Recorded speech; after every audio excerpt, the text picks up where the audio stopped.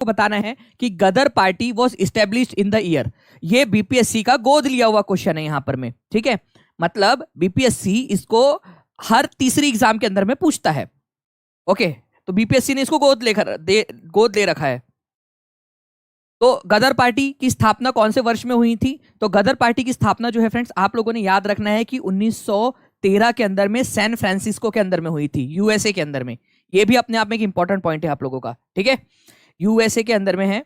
Okay, ये भी आप लोग याद रखेंगे, इंपॉर्टेंट है और एग्जाम के अंदर में पूछा जा सकता है आप लोगों से, ठीक है। चलिए, सैन फ्रांसिस्को में हुई थी, ये भी आप लोगों के लिए लिख देता हूं, सैन फ्रांसिस्को, ठीक है। सैन फ्रांसिस्को यूएसए के अंदर में इसकी स्थापना हुई थी, ये भी अपने आप में इंपॉर्टेंट है, ठीक है।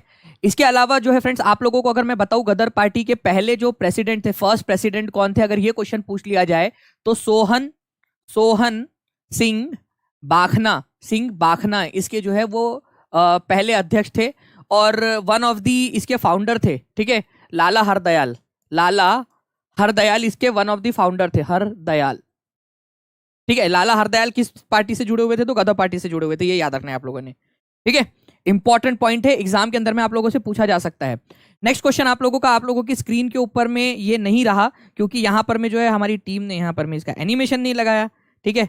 कोई बात नहीं, हम एनिमेशन यहां पर में लगा देते हैं, जल्दी से लग गया एनिमेशन और मेरे ख्याल से यहां पर में अपडेट भी हो गया है। बताइए, संविधान को अंतिम रूप देने के लिए संविधान सभा को कितना समय लगा? तो संविधान सभा को एग्जैक्ट कितना समय लगा था, ये आप लोगों को बताना है, ठीक है। संविधान सभा को कितना समय लगा था यहां आप लोगों का संविधान का निर्माण करने के लिए? तो देखिए फ्रेंड्स, हमारी संविधान की जो पहली बैठक थी, ये भी अपने आप में इंपॉर्टेंट क्वेश्चन है। फर्स्ट मीटिंग कब हुई थी? ये लिख देंगे कमेंट बॉक्स में सभी लोग जल्दी से, फर्स्ट मीटिंग।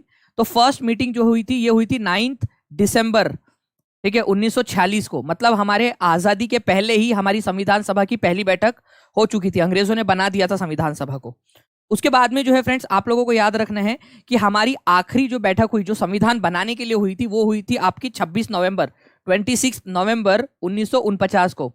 तो अगर आप ये पूरा का पूरा गिनोगे, ठीक है, तो आपका निकल के आता है 2 साल 11 महीने 18 दिन। 86% लोगों ने सही आंसर दिया है। कई कई जगह पे आपको 2 साल, ठीक है, 11 महीने 17 दिन भी मिलेगा, तो आपको इतना टेंशन नहीं लेना है। 26 तारीख को छोड़ दिया जाए तो वो 2 साल 11 महीने 17 दिन होता है। इतना क्लोज आप लोगों से नहीं पूछेगा, क्योंकि लोकसभा की वेबसाइट के ऊपर में 2 साल 11 महीने 17 दिन दिया है, लेकिन राज्यसभा की वेबसाइट के ऊपर में 2 साल 11 महीने 18 दिन दिया है। वो संसद ही लड़ रही है आपस में, तो हम क्या करें अब यहाँ पर। ओके, तो यहाँ पर में 2 साल 11 महीने 18 दिन आप लोग याद रखेंगे। मोस्टली एक्सेप्टेड आंसर यही होता है, ठीक है। इतना क्लोज आप लोगों से दोनों के दोनों ऑप्शन में नहीं देंगे, ठीक है। चलिए, बहुत बढ़िया फ्रेंड्स, ये भी आप लोगों ने यहाँ पर में आंसर कर रहे हो और क्या बात है, 2000 बच्चे यहाँ पर में हमारे साथ जुड़ चुके हैं दूसरे ही क्वेश्चन के अंदर में। 1300 से ज्यादा लाइक्स हो चुके हैं, आप सभी का बहुत बहुत शुक्रिया। ऐसे ही फ्रेंड्स 5000 प्लस करना है हम लोगों ने, लाइक्स और लाइव दोनों का नंबर, तो आप लोग सभी लोग जल्दी जल्दी से शेयर कर देंगे इसको। नाउ फ्रेंड्स, आप लोगों का है कि कांग्रेस सोशलिस्ट पार्टी का प्रथम अधिवेशन, ठीक है, 1934 में हुआ था। देखिए फ्रेंड्स, ये भी एक इंपॉर्टेंट है, कांग्रेस सोशलिस्ट पार्टी, ठीक है, कांग्रेस सोशलिस्ट पार्टी। इसके जो है आप लोगों को याद रखना है कि एक इंपॉर्टेंट व्यक्ति थे जो इस पार्टी से जुड़े हुए थे। आपको पता है कि जयप्रकाश नारायण जो है वो कांग्रेस सोशलिस्ट पार्टी से जुड़े हुए थे एक समय में, और इंपॉर्टेंट व्यक्ति थे। तो इसका जो पहला अधिवेशन हुआ था आप लोगों का, वो कहां पर में हुआ था? 1934 में। तो पहली बात तो, कांग्रेस सोशलिस्ट पार्टी का पहला अधिवेशन कौन से साल में हुआ था? एक नंबर आप लोग यहां पर में पकड़ लो अपना, जो एग्जाम में पूछा जाता है, ठीक है। सीडीपीओ की एग्जाम में आ चुका है आप लोगों का ये क्वेश्चन, और आप लोगों का ये हुआ था राजधानी पटना के अंदर में। तो ये भी इंपॉर्टेंट क्वेश्चन बनता है, ठीक है। कांग्रेस सोशलिस्ट पार्टी, तो कांग्रेस सोशलिस्ट पार्टी ये याद रखना है आप लोगों ने, ठीक है। आचार्य नरेंद्र देव जो है वो इसके पहले अध्यक्ष थे और पहले सचिव थे जयप्रकाश नारायण। तो फर्स्ट प्रेसिडेंट कौन थे इसके? फर्स्ट प्रेसिडेंट, अगर ये क्वेश्चन आ जाए आप लोगों से, ठीक है, तो आचार्य, ठीक है, नरेंद्र देव, आचार्य नरेंद्र देव, ये याद रखना है आप लोगों ने। आचार्य नरेंद्र देव जो है इसके पहले प्रेसिडेंट थे और पहले इसके सचिव या आप लोग सेक्रेटरी जनरल जिसको बोल सकते हो, वो थे जयप्रकाश नारायण। तो जयप्रकाश नारायण का बहुत बड़ा हाथ है कांग्रेस सोशलिस्ट पार्टी को बढ़ावा देने में 1934 के अंदर में। अपने आप में एक इंपॉर्टेंट क्वेश्चन है, बहुत इंपॉर्टेंट है ये क्वेश्चन, बिहार के एग्जाम्स के अंदर में पूछा जाता है, ठीक है। कितना प्रतिशत लोगों ने आंसर दिया था? टीम प्लीज एक बार मेरे को बता देंगे। 51% लोगों ने आंसर दिया था फ्रेंड्स। चलिए, और क्या बात है, हमारे तीसरे क्वेश्चन के अंदर में ही आप लोग जो है यहाँ पर में 2300 बच्चे क्रॉस कर चुके हैं और 1500 प्लस लाइक्स हो चुके हैं। तो आप सभी लोगों को बहुत बहुत धन्यवाद, 2300 प्लस लाइक्स के लिए आप सभी लोगों का बहुत बहुत धन्यवाद, और इन लोगों को समर्पित जो शुरुआती बच्चे जिन्होंने फ्यूल दिया है सेशन को। आगे बढ़ते हम लोग जल्दी से फ्रेंड्स। यहाँ पर मैं आप लोगों के आपका नेक्स्ट सेशन है नेहरू इंस्टीट्यूट ऑफ माउंटेनियरिंग कहाँ पर में है, ठीक है। तो नेहरू इंस्टीट्यूट ऑफ माउंटेनियरिंग, बताओ नेहरू इंस्टीट्यूट ऑफ माउंटेनियरिंग कहाँ पर में है जी। देखिए, तो डायरेक्ट क्वेश्चन आप लोगों को बनता है फ्रेंड्स कि नेहरू इंस्टीट्यूट ऑफ माउंटेनियरिंग आप लोगों से पूछा जाए तो ये आप लोगों को कहाँ पर में मिलेगा, उत्तरकाशी, दार्जिलिंग, धर्मशाला, ऊटी। तो उत्तरकाशी के अंदर में आप लोगों को मिलेगा फ्रेंड्स, ये याद रखना है आप लोगों ने, उत्तरकाशी उत्तराखंड के अंदर में, ठीक है। नेहरू इंस्टीट्यूट ऑफ माउंटेनियरिंग यहाँ पर में जो है आपको पता है बचेंद्री पाल ने यहाँ पर में ट्रेनिंग ली थी। हमारी बचेंद्री पाल भारत की पहली महिला जो माउंट एवरेस्ट के ऊपर में चढ़ी थी। तो नेहरू इंस्टीट्यूट ऑफ माउंटेनियरिंग से ही उन्होंने जो है वो ट्रेनिंग ली थी। ये आपके एनसीईआरटी के अंदर में दिया हुआ है, इसी वजह से ये भी इंपॉर्टेंट हो जाता है। इसका भी आंसर केवल 51% लोगों ने दिया, जबकि ये बहुत इजी क्वेश्चन है, ठीक है। ये याद रखेंगे आप लोग, ओके। इंपॉर्टेंट और इजी क्वेश्चन था आप लोगों का। जल्दी जल्दी से फ्रेंड्स, यहाँ पर मैं 2500 के करीब यहाँ पर में लोग हो चुके हैं, 1700 से ज्यादा लाइक्स आप लोगों ने कर दिया, आप सभी का बहुत बहुत शुक्रिया, ठीक है। चलिए, तो नेहरू इंस्टीट्यूट ऑफ माउंटेनियरिंग जो है उत्तरकाशी उत्तराखंड के अंदर में है, ये याद रखना है आप लोगों ने, ठीक है, उत्तराखंड के अंदर में। चलिए, तो कभी चलेंगे आप लोग, जल्दी जल्दी से एग्जाम क्लियर करो तो चलेंगे, यहाँ पर मैं घूम कर आएंगे अपन लोग, पिकनिक निकालेंगे। जो जो बच्चों का एग्जाम क्लियर हो जाएगा वो कांटेक्ट करना, ठीक है। अपन लोग पिकनिक पे चलेंगे या फिर कुछ मीटअप वगैरह करेंगे ना, तो कहीं ऐसी जगह पे करेंगे जहाँ पर में इस तरीके की चीज़ें हो, एक्टिविटी बेस्ड हो पूरा का पूरा, मतलब खेल और अलग अलग चीज़ें एक्टिविटीज़ के साथ में। जिन जिन लोगों का पेपर क्लियर होगा सब लोग आ जाए। चलिए, नेक्स्ट क्वेश्चन है फ्रेंड्स आप लोगों का। आप लोगों को बताना है कि ये जो आप लोगों के सामने दिया हुआ है, ठीक है, इसको आप लोगों को क्रोनोलॉजिकल ऑर्डर में लगाना है। क्रोनोलॉजिकल ऑर्डर में लगाइए। चलिए, पोल आ चुका है आप लोगों के सामने, जैसे कि मैं यहाँ पर मैं देख पा रहा हूँ। क्रोनोलॉजिकल ऑर्डर के अंदर में आप लोगों ने लगाना है इसको यहाँ। क्रोनोलॉजिकल ऑर्डर का मतलब होता है फ्रेंड, जो पहले आया वो पहले और जो बाद में हुआ बाद में। आप लोगों को कल ही मैंने बताया दो चीजें, ठीक है। आपको कल जब करंट अफेयर्स की बारे में, गज उत्सव के बारे में पढ़ा रहा था, तब मैंने आपको दो चीजें बताया था, अगर आप लोगों को याद हो तो। मैंने बताया था प्रोजेक्ट एलिफेंट कब आया था और प्रोजेक्ट टाइगर कब आया था। बस इतना बता दो मेरे को आप लोग। जो बच्चे रेगुलर देखने वाले हैं उन लोगों का फायदा होगा, क्योंकि धीरे धीरे धीरे धीरे आप लोगों की क्या होगा, आपकी अंडरस्टैंडिंग बढ़ेगी, ठीक है। अंडरस्टैंडिंग आप लोगों की बढ़ेगी, ठीक है। तो जो बच्चे रोज देख रहे हैं, रेगुलर देखने वाले बच्चे, उन लोगों का तो अपने आप हो गया होगा वहां पर में। आपको पता है फ्रेंड्स कि प्रोजेक्ट एलिफेंट, प्रोजेक्ट हाथी जो है आप लोगों का 1992 के अंदर में आया था और प्रोजेक्ट टाइगर 1973 के अंदर में। तो ऑब्वियस सी बात है कि 1 पहले आएगा 2 बाद में आएगा, है ना। तो यहाँ ये वाला आंसर हो सकता है क्या, 2 पहले आ गया, नहीं जाही नहीं हो सकता, ठीक है। ये आंसर नहीं हो सकता, तो एक ऑप्शन तो एलिमिनेट हो गया। तो ऑप्शन एलिमिनेशन की निंजा टेक्निक को भी आप लोगों ने अपनाते रहना है कि भाई मतलब आंसर क्या हो सकता है, निंजा टेक्निक आप लोगों की ऑप्शन एलिमिनेशन की, ठीक है। उसके बाद में जो है फ्रेंड्स आप लोगों को ये पता होना चाहिए कि वाइल्ड लाइफ प्रोटेक्शन एक्ट आप लोगों का कब आया था। Wild life protection act just आया था आप लोगों का। वन्य जीव संरक्षण अधिनियम आप लोगों का प्रोजेक्ट टाइगर के 1 साल पहले 1972 में। सभी लोग लिखो, वाइल्ड लाइफ प्रोटेक्शन एक्ट 1972 में आया था। वाइल्ड लाइफ का मतलब क्या होता है, जंगल में रहने वाला जो जीव है, जंगल में जो जीवन पाया जाता है उसको वाइल्ड लाइफ बोलते हैं। तो प्रोजेक्ट टाइगर के जस्ट 1 साल पहले, ये याद रखना है आप लोगों ने, इंपॉर्टेंट पॉइंट है, एग्जाम के अंदर में आप लोगों से पूछा जा सकता है। सभी लोग लिखेंगे friend 1972। Now biological diversity act, very important. ये एक एक नंबर का एक एक क्वेश्चन बन सकता है आपका, जो मैं बता रहा हूं आप लोगों को, ठीक है। 2002 के अंदर में, ठीक है, 2002 के अंदर में बायोलॉजिकल डाइवर्सिटी। बायोलॉजिकल डाइवर्सिटी क्या होता है, ठीक है भाई, गधे, घोड़े, खच्चर, इंसान, ये क्या है, डाइवर्सिटी है, ये भिन्नताएं है, ठीक है, अलग अलग प्रकार के जीव है, ठीक है। वो कहते हैं ना कि दिल आया गधे पर तो परा किस काम का। तो भाई गधे भी होने चाहिए कुछ आप लोगों के। तो मतलब बायोलॉजिकल डाइवर्सिटी किस लोगों को समझता नहीं कि क्या है, जैव विविधता क्या होती है। जैव विविधता का मतलब सिंपल सी बात है कि विविधताएं होनी चाहिए। बायोलॉजिकल जो आप लोगों के जो जीवन है उसमें भी भिन्नता है, अलग अलग प्रकार की। इवन सिर्फ मानव या जो जीव है उसमें ही नहीं, प्लांट्स वगैरह के अंदर में भी भिन्नताएं होनी चाहिए। बायोलॉजिकल डाइवर्सिटी 2002 के अंदर में। तो आंसर सिंपल सा सी हो गया। कितने लोगों का सही था यहाँ पर में, केवल 37% लोगों ने सही आंसर लगाया, इसीलिए रिवीजन 36% हो गया था अभी लास्ट में वो। तो इतना, ये लास्ट में एक बार फिर से पूछू क्या, लास्ट में पूछू ये क्वेश्चन फिर से, इसको मिटा दो, यहाँ से मैं लास्ट में फिर से ये क्वेश्चन लास्ट में फिर से पूछूंगा, ठीक है, और लास्ट में सारे ईयर्स भी पूछूंगा आपसे आज ही की क्लास में, लास्ट में इसको मैं पीपीटी को लास्ट में लगा रहा हूँ, ठीक है, लास्ट में फिर से ये क्वेश्चन पूछता हूँ मैं आप लोगों से ईयर्स के साथ में। जितने लोग रेडी है बता देंगे कि जी हाँ सर पूछ लो, अब याद हो गया, अब ईयर के साथ बता देंगे, ठीक है। क्या बात है, 3000 के करीब हम लोग पहुंचने वाले हैं फ्रेंड, जल्दी से 1800 से ज्यादा लाइक्स हो चुके हैं, जल्दी से आप लोग यहाँ पर में 3000 के करीब लाइक्स कर दीजिए और जल्दी जल्दी से शेयर सभी लोग कर देंगे ताकि 5000 का आंकड़ा पार हो जाए। 5000 का आंकड़ा पार हो गया आज, तो मैं आप लोगों के लिए, ठीक है, आप लोगों के लिए 20 तारीख को और बड़ी मैराथन में लेकर आऊंगा आप लोगों के लिए, ठीक है। चलिए नाउ इसके अलावा जो है फ्रेंड्स आप लोग यहाँ पर में देख सकते हो कि जो जो इंपॉर्टेंट वाली चीजें वो यहाँ पर मैं आप लोगों के लिए बना दिया है। जैसे वाइल्ड लाइफ प्रोटेक्शन एक्ट आपका 1972 में, project tiger, project elephant, water act very important. Central pollution control board कौन से एक्ट के तहत बनाया गया था, ठीक है, सेंट्रल पॉल्यूशन कंट्रोल बोर्ड, ठीक है, ओके। तो वाटर एक्ट आप लोगों का 1974, क्योंकि सेंट्रल पोल्यूशन कंट्रोल बोर्ड इसी के तहत बनाया गया था, ये भी याद रखना है। एयर एक्ट कब आया था आपका 1981 में। इस सब के ऊपर मैं क्वेश्चन आप लोगों से पूछूंगा, मैं सारे के सारे पॉइंट्स के ऊपर मैं आप लोगों से, ओके। हिंदी में भी आपका पूरा का पूरा, और ये आप लोगों को टीचिंग परीक्षा ऐप के ऊपर में तो मिल ही जाएगा ये। Now friends, father of zoology, ठीक है, जूलॉजी के पप्पा कौन है बताओ। निम्नलिखित में से किसे प्राणी विज्ञान का जनक कहा जाता है, ठीक है, जिन्होंने प्राणी विज्ञान को जो है वो जन्म दिया था। जनक, फादर ऑफ, नहीं फादर, फादर तो वैसे देते नहीं यार, जनक पेट पे क्यों हाथ गया मेरा, ठीक है, मतलब समझ जाओ, ठीक है। कुंवारा बाप वाली एक मूवी आई थी ना, कौन थे उसके अंदर में हीरो, कुंवारा बाप एक मूवी आई थी, पता नहीं कितने लोगों ने देखी है वो मूवी, बहुत मेरे को बहुत पसंद आई थी वो मूवी। और लास्ट में जो सीन है उसके, वो तो बहुत इमोशनल सीन है।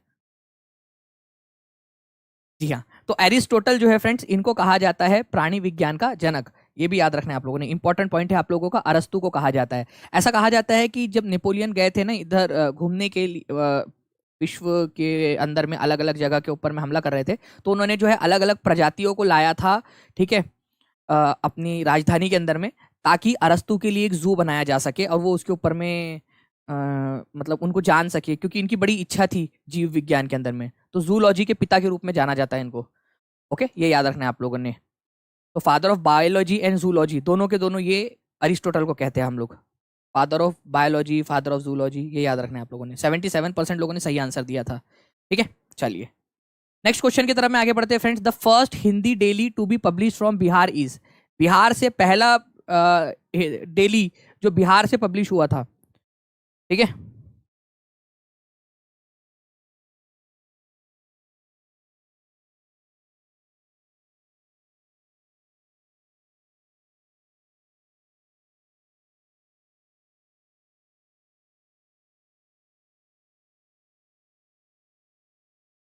हाँ हिंदी वाला ऑप्शन जो है ना वो बहुत ही गजब हो गया था, हैकल का मतलब, ठीक है, हैकल का मतलब बेसिकली वो होता है। वेरी गुड, बहुत बढ़िया। आप लोगों के देखिए फ्रेंड्स आंसर आने स्टार्ट हो गए हैं। आप लोगों को बता दूं कि पहला जो हिंदी न्यूज़पेपर था आप लोगों का, पहला हिंदी न्यूज़पेपर वो था बिहार बंधु, ठीक है, जो बिहार से प्रकाशित हुआ था आप लोगों का। केशव राम भट्टा ने इसको प्रकाशित किया था 1872 के अंदर में, ये याद रखेंगे आप लोग। इसके अलावा जो पहला इंग्लिश था वो था बिहार हेराल्ड, इंग्लिश का न्यूज़पेपर, जो कि 1875 में गुरु प्रसाद सेन ने प्रकाशित किया था। ये भी आपका इंपॉर्टेंट है। 3000 बच्चे क्रॉस हो चुके हैं और 2000 से ज्यादा लाइक्स हो चुके हैं फ्रेंड्स आप लोगों के। तो जल्दी जल्दी से सारे के सारे 3000 लोग एक साथ शेयर कर दीजिए, एक साथ लाइक भी कर देंगे, जितने लोग बचे हुए हैं एक साथ शेयर कर देंगे, ताकि जल्दी से हमारा 5000 का टारगेट पूरा हो जाए यहाँ पर में। और जिन लोगों ने टीचिंग परीक्षा चैनल को सब्सक्राइब नहीं किया वो चैनल को सब्सक्राइब भी कर लेंगे। इसका स्क्रीनशॉट ले लो एक बार। हिंदी न्यूज़पेपर बिहार बंधु है, केशव राम भट्टा ने इसको शुरू किया था 1872 के अंदर में। और इंग्लिश न्यूज़पेपर जो बिहार से प्रकाशित हुआ था, द बिहार हेराल्ड, गुरु प्रसाद सेन ने, ये आपको याद रखना है। नाउ फ्रेंड नेक्स्ट क्वेश्चन की तरफ में हम लोग आगे बढ़ते हैं। AP culture is related to, AP culture, AP culture का क्या है आप लोगों का?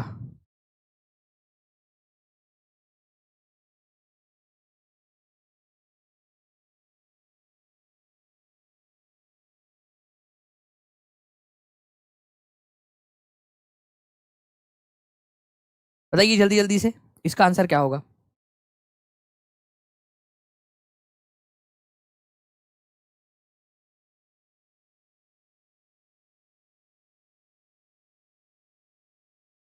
बहुत बढ़िया। तो देखिए फ्रेंड्स, अगर हम लोग यहाँ पर में बात करें हमारे इस क्वेश्चन की, यहाँ पर में इस पर्टिकुलर क्वेश्चन की, तो यहाँ पर में एपी कल्चर आप लोगों को बोला गया है। तो आप लोगों का आप लोगों को पता होना चाहिए फ्रेंड्स कि आप लोग जो फिश का प्रोडक्शन करते हो उसको कहा जाता है pisciculture. Pisciculture, pisciculture. अगर किसी, कितने बच्चे थे जिन्होंने मेरा कल 5 बजे वाला सेशन देखा शाम में यूट्यूब के ऊपर में? 5 बजे वाला सेशन, वो भी देख लिया करो, वो भी आ जाया करो लाइव आप लोग। उसके अंदर में भी बहुत सारी चीजें मैंने पढ़ाई है। कल हम लोगों ने कितना बढ़िया तरीके से देखा है ना वो। तुम मिले, आ, हम तो रास्ते से जा रहे थे और उधर से भी एक जो है ठंडी धारा आ रही थी, गर्म धारा जा रही थी, दोनों में नजरें मिली, कोहरा कोहरा हो गया, फिर मछलियां आ गई, है ना। जितने भी लोगों ने देखा होगा उनको तो बिल्कुल मजा आ गई होंगी कल एकदम क्लास के अंदर में। मुझे खुद नहीं पता चला कि कैसे वो 45 मिनट निकल गए इतना ज्यादा। तो फ्रेंड्स मैं आपको बता दूं कि फिश का जो होता है प्रोडक्शन, जो टैंक में आप करते हो, उसको पिसी कल्चर कहा जाता है, ठीक है। और आप लोगों का जो बी का, ठीक है, मतलब मधुमक्खी का जो पालन होता है उसको एपी कल्चर कहा जाता है, एपी कल्चर। आप लोगों को बता दूं बिहार के अंदर में अक्टूबर नवंबर का जो महीना होता है वो एपी कल्चर के लिए बहुत ज्यादा अच्छा माना जाता है, ठीक है। एपी कल्चर, ये याद रखना है आप लोगों ने, ठीक है। तो एपी कल्चर आप लोगों का क्या है, किस चीज से रिलेटेड है? तो ये मधुमक्खी के पालन से। इसके अलावा क्या क्या है आप लोगों का? एग्रीकल्चर, कृषि का मतलब क्या होता है? जुताई, फसलों को उगाना, पशुपालन का विज्ञान, ये सब मिलाकर खेती कहलाता है एक साथ। अगर आप लोग जो है रेशम का उत्पादन कर रहे हो, मतलब रेशम के कीट का पालन कर रहे हो, आप लोग रेशम के कीड़ों को पाल रहे हो, ठीक है, तो उसको कहा जाता है आप लोगों का, ठीक है, रेशम के कीड़ों को पालने को आप लोग सेरीकल्चर कहते हैं, ये याद रखना है आप लोगों ने, ओके।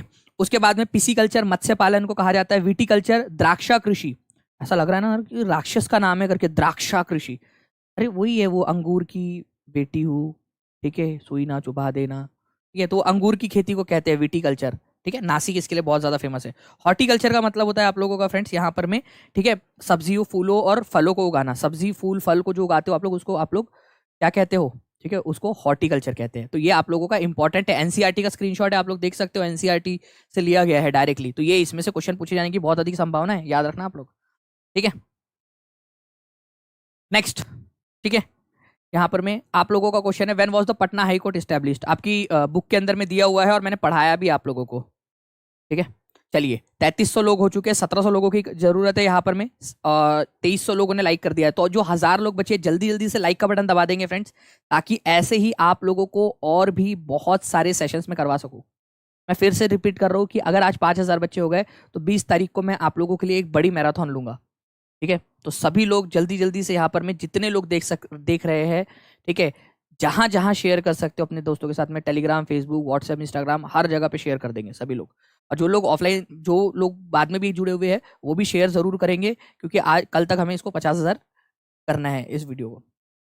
तो सभी लोगों का दायित्व बनता है अपनी अपनी जिम्मेदारी निभाए। चलिए, तो when was the Patna high court establish? तो पटना हाई कोर्ट जो है फ्रेंड्स, आप लोगों को याद रखना है, 1916 के अंदर में इसकी स्थापना की गई थी, पटना हाई कोर्ट की।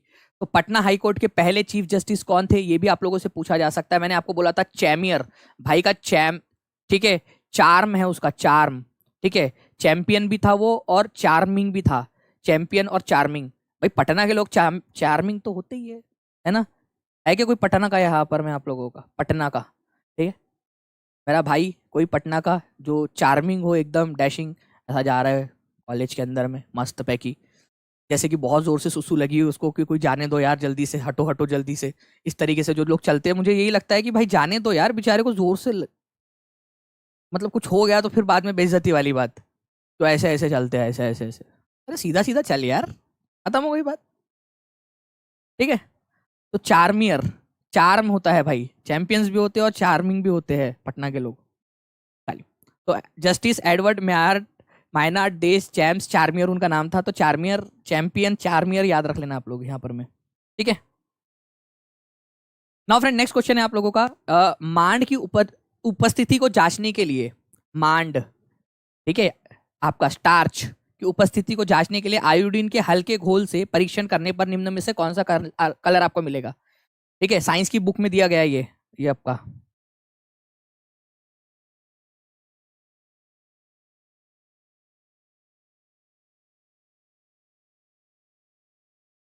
ठीक है, जल्दी जल्दी से बताइए आप लोग,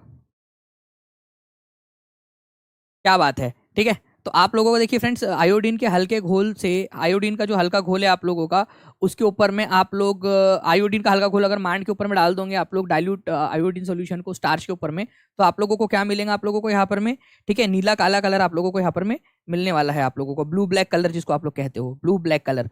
मतलब देखिए जो भी आप खाना खाते हो ना, जनरली चावल वगैरह जो आप खाते हो उसमें स्टार्च होता है, starch, starch is one type of carbohydrate, ठीक है, कार्बोहाइड्रेट। तो कार्बोहाइड्रेट के ऊपर में या स्टार्च के ऊपर में जब आप लोग ये आयोडीन का सॉल्यूशन डालोगे, डाइल्यूट आयोडीन का सॉल्यूशन, आयोडीन टेस्ट बोला जाता है, तो वो वहां पर में जो है आपका नीला काला थोड़ा सा कलर हो जाएगा, ठीक है, नीला और काला रंग का थोड़ा मिक्सचर टाइप का कलर आ जाएगा, समझ जाना इसमें स्टार्च मौजूद है, ठीक है, स्टार्च टेस्ट इसको कहा जाता है, ठीक है। 3500 के करीब लोग हो चुके हैं फ्रेंड्स, और 2500 के करीब लाइक्स हो चुके हैं, सभी लोग जल्दी जल्दी से जो है लाइक एंड शेयर करते रहेंगे। अच्छा चलो, दांतों की बात करते हैं हम लोग यहाँ पर में, दांतों की रक्षा करे, को टर्मरिक आयुर्वेदिक की नहीं, क्या था, दो एड्स मिक्स हो गई क्या यहाँ पर में, कौन कौन सी है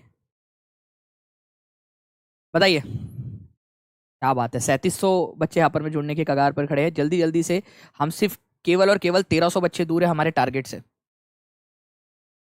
बताइए जल्दी से इसका आंसर क्या होगा, आंसर कीजिए यहाँ पर में आप लोगों का। दांत तो सबके आए होंगे, लेकिन हम लोगों ने उस समय ध्यान नहीं दिया कि कौन सा दांत पहले आ रहा है करके, इसी को जो है कहा गया अज्ञानता। मतलब हमारे साथ में जिंदगी में चीजें हो चुकी है, इवन हम सब लोग ऐसे ही है, हम सब लोग दांत सबके आए हैं, लेकिन हम लोगों को पता ही नहीं था कौन सा दांत पहले आया करके। भाई जो आ रहा है आ जा, ठीक है आ जा यार, दांत आ जा बस, ठीक है। तो याद रखना है फ्रेंड्स, सबसे पहले आप लोगों के सबसे फ्रंट में जो दांत होते हैं आप लोगों के, ठीक है, जो सबसे मतलब एकदम स्टार्टिंग के अंदर में जो दांत होते हैं आप लोगों के, वो होते हैं इंसीजर, कृंतक जिनको कहा जाता है, इंसीजर, कृंतक, ठीक है। उसके बाद में आप लोगों के जो होते हैं वो कैनाइन दांत होते हैं आप लोगों के, देखिए यहाँ पर में, ठीक है, इंसीजर होते हैं आप लोगों के, इंसीजर ये वाले दांत आप लोगों के सबसे पहले, फिर होते हैं कैनाइन वाले दांत आप लोगों के, रदनक, फिर होते हैं प्रीमोलर दांत, ठीक है, प्रीमोलर, और फिर होते हैं मोलर, अकल दाढ़ जिसको कहा जाता है, दाढ़ या अकल दाढ़ कहा जाता है, ठीक है। अग्र चर्णवर्णक जो है आप लोगों का, उसको प्रीमोलर कहा जाता है, और दाढ़ को जो, या फिर जिसको अकल दाढ़ भी कहते हैं आप लोग, वो मोलर है आप लोगों की। कितने लोगों को अकल दाढ़ आ चुकी है, मैं आप लोगों को थोड़ा सा यहाँ पर मैं दिखाना चाहूंगा इसके बारे में फ्रेंड्स, जस्ट अ सेकंड मुझे एक दीजिए, मैं आपको बता देता हूँ इसका कि क्या क्या होता है आप लोगों का, ठीक है जी। तो देखिए फ्रेंड्स, यहाँ पर मैं आप लोग ICPM, ठीक है, ICPM, ठीक है, मैं रोज उठता हूँ, ICC मतलब देखना वाले सी से लगा दो, मैं रोज सुबह उठता हूँ, न्यूज चैनल लगाता हूँ, प्रधानमंत्री दिखते हैं मेरे को, ठीक है मित्रों, ठीक है, मेरे को डर लगता है, धक धक धक धक, यार 20 रुपए का नोट बंद तो नहीं कर दिए, कल ही मैं लेकर आया था रात में 20-20 रुपए के 5 नोट 100 रुपए के छुट्टे करा के, ठीक है। तो ICPM, ठीक है, इंसीजर, कैनाइन, प्रीमोलर और मोलर, मोलर, ठीक है, ये याद रखना है आप लोगों ने, मोलर, मोलर।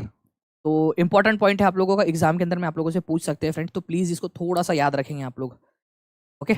मोलर सबसे लास्ट में आते हैं आप लोगों के, मोलर सबसे लास्ट के अंदर में आते हैं आप लोगों के, ठीक है।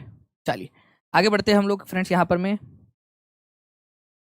नेक्स्ट पॉइंट की तरफ में, हमारे नेक्स्ट क्वेश्चन की तरफ में, freedom of speech and expression, भाषण और व्यक्ति की स्वतंत्रता के मूलभूत अधिकार का प्रावधान कौन से वाले इसके अंदर में दिया गया है आप लोगों का,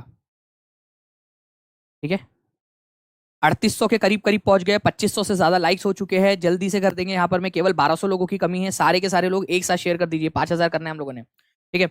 तो अभिव्यक्ति की स्वतंत्रता और भाषण की स्वतंत्रता, कि भाई हम लोग जाएंगे कुछ भी बोलेंगे, ठीक है, यहाँ पर में जो भी जाएंगे बोलेंगे, तो बोलने की स्वतंत्रता, अभिव्यक्ति की स्वतंत्रता कौन से वाले आर्टिकल में दी गई। और पेड में मैंने आपको, आप लोगों को याद होगा, इसको पूरा करवाया भी था, पूरे के 19 के अंदर में 6 आपके फ्रीडम है, उसमें से एक है ये, 6 है टोटल इसके अंदर में, 19 में, आर्टिकल नंबर 19 के अंदर में 6 है, तो 19 सब क्लॉज 1 जो है आप लोगों का, वो भाषण और अभिव्यक्ति की स्वतंत्रता की बात करता है।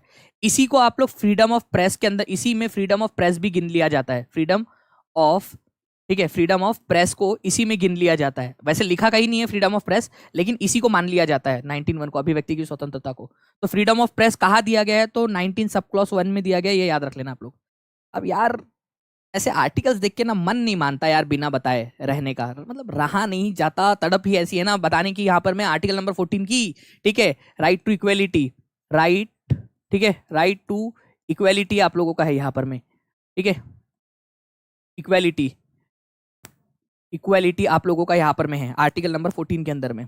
उसके बाद में जो है फ्रेंड्स आर्टिकल नंबर 21 के अंदर में राइट टू लाइफ है आप लोगों का, राइट टू लाइफ, जिंदा रहने का अधिकार, ठीक है। और आर्टिकल नंबर 22 के अंदर में आप लोगों को जो है फ्रेंड्स ये याद रखना है आप लोगों ने, आप लोगों को जब बंदी बनाया जाता है, ठीक है, मतलब बंदी मतलब बंदों को बंदी बना दिया वो वाला बात नहीं है यहाँ पर, में बंदी बना दिया जाता है मतलब कि आप लोगों का, ठीक है, बंदी बना दिया जाता है मतलब जब आपको जेल होती है, आपको कैद कर लिया जाता है, उस समय आपके पास में क्या अधिकार है, ठीक है। पुलिस की हिरासत में, ठीक है, हिरासत के दौरान, हिरासत के दौरान, ठीक है, आपके अधिकार है कुछ, जब आपको अधिकार दिए गए, जैसे कि आप लोगों को इसी के अंदर में है कि भाई जब आपको पुलिस उठाकर लेकर जाएंगी तो आप अपने अपने लॉयर को रख सकते हो, लॉयर से बात कर सकते हो, ठीक है, लॉयर वगैरह रखने का अधिकार आप लोगों को, 24 घंटे के अंदर में पुलिस के सामने पेश करने का अधिकार, ये सारे के सारे अधिकार आप लोगों को इसके अंदर में ही दिए गए हैं, ठीक है, ये याद रखना है आप लोगों ने। तो जब आपको क्या हिरासत में ले लिया जाता है तो कुछ अधिकार आपके हैं, तो कल जाके हिरासत में चले जाओ आप लोग यहाँ पर में, ठीक है, बंदीकरण कर दिया जाए आप लोगों का, हिरासत में ले लिया जाए तो आपके पास कुछ अधिकार है, डरना मत, ठीक है, बोल देना उनको, दानिश सर ने बताए थे। चलो, हाँ बात करवा देना दानिश सर से, कोई इशू नहीं है। आप लोगों को और तोड़ेंगे पकड़ के फिर, दानिश सर क्या सिखा रहे हैं आप लोगों को, मतलब हमारे खिलाफ पुलिस वाले ऐसे ही करते, हमको कानून सिखाएंगा, आ बेटा थपाक, हमको कानून सिखाएंगा थपाक, ठीक है, मैं तो बोलूंगा और मारो इसको, ठीक है, क्लास के समय में ध्यान नहीं देता था, ठीक है, एग्जाम क्लियर नहीं हुआ और गुंडा ही करेगा यहाँ पर, मैं उसको टीचर बनाना था मेरे को और यहाँ पर मैं गुंडा बनेगा ये।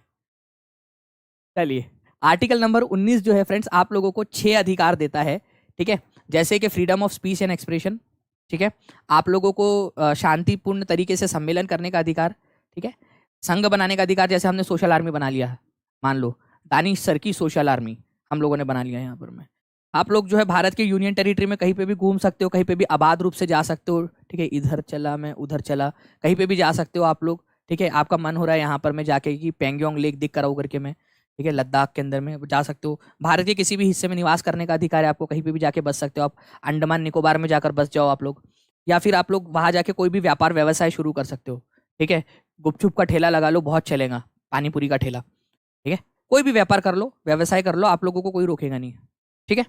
चलो, नाउ फ्रेंड्स आप लोगों का निम्न में से किस बादशाह को कलंदर कहा गया था, कलंदर, कलंदर की उपाधि लिए था जिसने, बताइए जल्दी से। 3800 लोग यहाँ पर मैं देख रहे हैं फ्रेंड्स, 2700 के करीब लाइक्स हो चुके हैं, जल्दी जल्दी से एक बार लाइक एंड शेयर कर दीजिए सभी के सभी लोग, तो मजा आ जाएंगे यहाँ पर मैं पढ़ाने में और ज्यादा।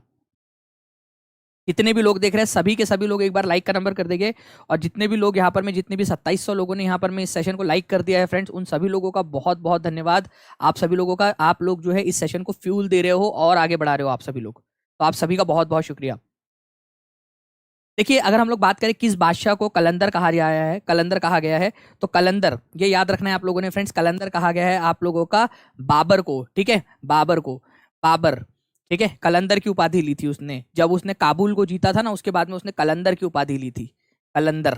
इसके अलावा उसने एक और उपाधि ली थी, गाजी की, गाजी, गाजी, गाजी की उपाधि किसने ली थी ये भी याद रखना है आप लोगों ने, ठीक है, गाजी की उपाधि तो ये भी बाबर ने ली थी, गाजी की उपाधि, खानवा के युद्ध के बाद में। तो कलंदर और गाजी ये बाबर को कहा जाता है, बाबर मुगल संस्थापक है, मुगल वंश का संस्थापक कौन है, बाबर है। इसने पानीपत की लड़ाई कौन से साल में लड़ी थी, पानीपत की पहली लड़ाई कब लड़ी थी, ईयर बताओ, और किसके खिलाफ लड़ी थी ये बताओ, आप लोग जल्दी से कमेंट करके सभी लोग बता देंगे यहाँ पर जितने भी लोग देख रहे हैं, ठीक है। सर टीचर नहीं बने तो बीएड गुपचुप वाले के नाम से रखूंगी मैं, हाँ बिल्कुल अच्छा है, ठीक है, जब एमबीए चाय वाला चल सकता है तो बीएड गुपचुप वाली क्यों नहीं चल सकती, और भाई गुपचुप वाली ये तो और ज्यादा अच्छी बात है यहाँ पर में कि मतलब महिलाएं भी जो है वो सशक्तिकरण हो रहा है, वो भी गुपचुप बेच रही है, नहीं तो ऐसा गुपचुप वाले भैया मैंने कभी नहीं सुना कि गुपचुप वाली बहन और बहन जी एक पापड़ी दे दो, सूखी पापड़ी करके उसके ऊपर में थोड़ा सा एक और एक्स्ट्रा दे दो ना यार, 2 प्लेट खाया था मैंने, भैया ही होता है यार, गुपचुप वाले भैया ही होते हैं हमेशा, ये तो बड़ा जेंडर बायस्ड हो रहा है यहाँ पर में, ये मैं इसके सख्त खिलाफ हूँ, ठीक है। ओके, चलिए तो पानीपत की पहली लड़ाई जो है फ्रेंड्स आप लोगों को याद रखना है कि 1526 के अंदर में हुई थी, और इब्राहिम लोधी को हराया था उसने, इब्राहिम लोधी को, इब्राहिम लोधी, लोधी वंश का आखिरी शासक इब्राहिम लोधी, ठीक है। चलिए, आगे बढ़ते हैं फ्रेंड्स यहाँ पर में हम लोग। नेक्स्ट क्वेश्चन आप लोगों का, फादर ऑफ इंडियन अनरेस्ट, भारतीय अशांति का जनक किसको कहा जाता है? जिसने भारत के अंदर में अशांति मचा रखी थी, भारत के अंदर में अशांति मचा रखी थी जिसने, फादर ऑफ इंडियन अनरेस्ट। जिंदगी के अंदर में अगर अशांति चाहिए तुमको, ठीक है, जिंदगी में शांति से तंग आ चुके हो और अशांति चाहिए तुमको, ओके, तो तुम लोग जो है वैलेंटाइन डे मनाओ। जो तुम्हारे छोटे छोटे बाल होंगे ना, और वो जो तुम्हारा गंगाधर, शक्तिमान, और जो तुम्हारे माथे पे तिलक लगाएंगे, ठीक है, उससे जिंदगी के अंदर में तुम्हारी क्या अशांति हो जाएंगी तुमको पता चल जाएगा। तो भाई वैलेंटाइन से दूर रहो, ठीक है, क्योंकि वैलेंटाइन जो है वो छोटे छोटे बाल लोगों को,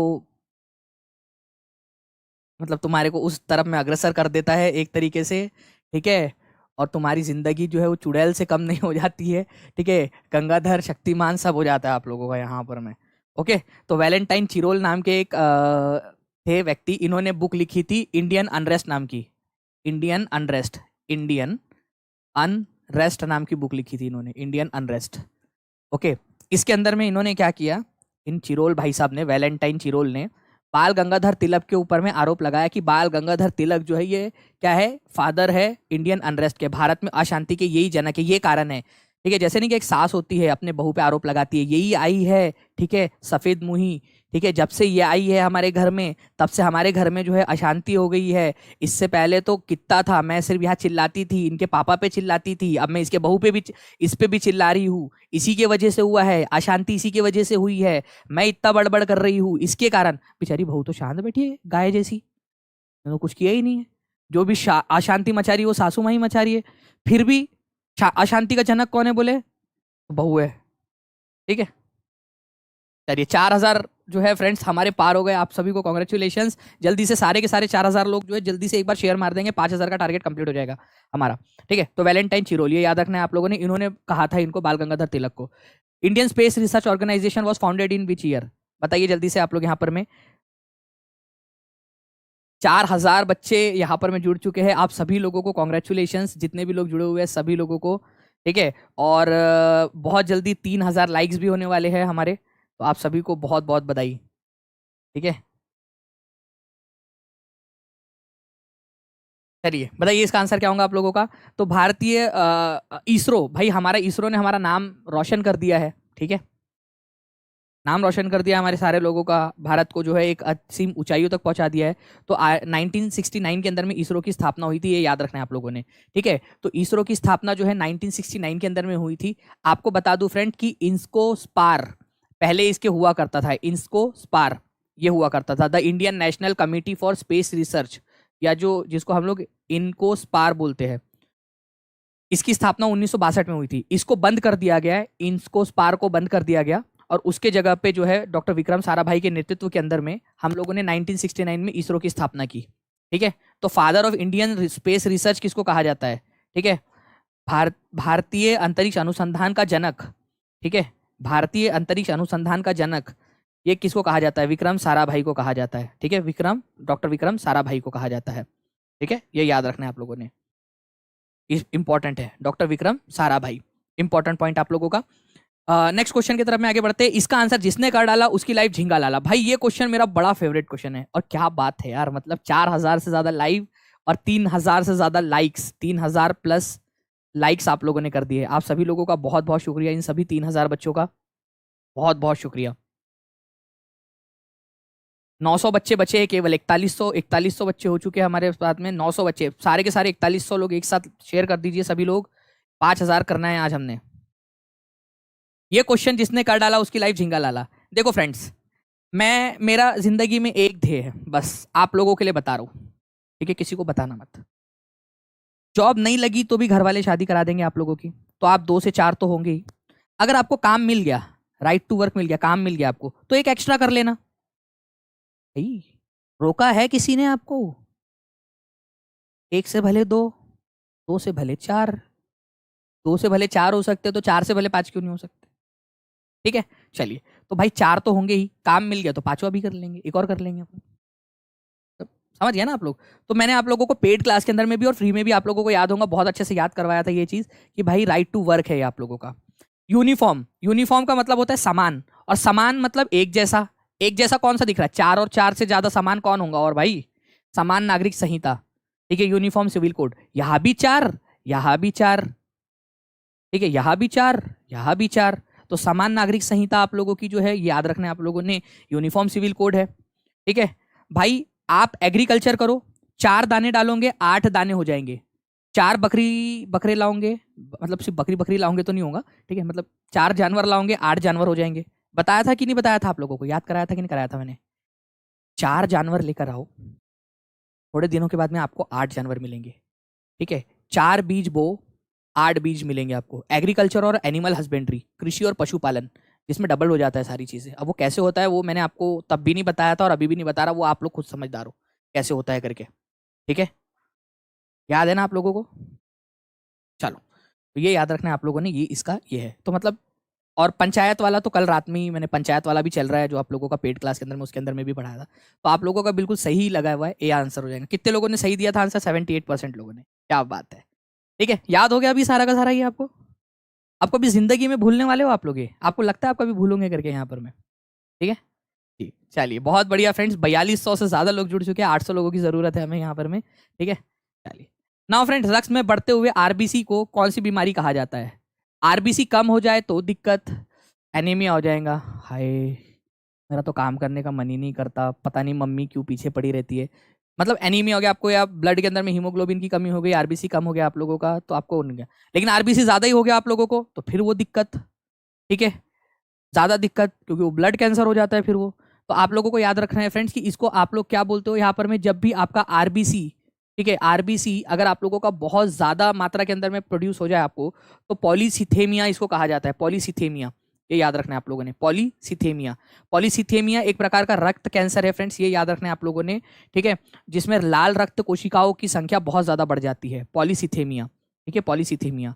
और अगर आरबीसी कम हो जाए आप लोगों का तो इसको हीमोफीलिया कहते हैं, हीमोफीलिया, ठीक है। आरबीसी की कमी अगर हो जाए या ब्लड में लाल रक्त कोशिकाओं की कमी हो जाए, रक्त की कमी हो जाए, तो इसको हीमोफीलिया कहा जाता है, कमी को।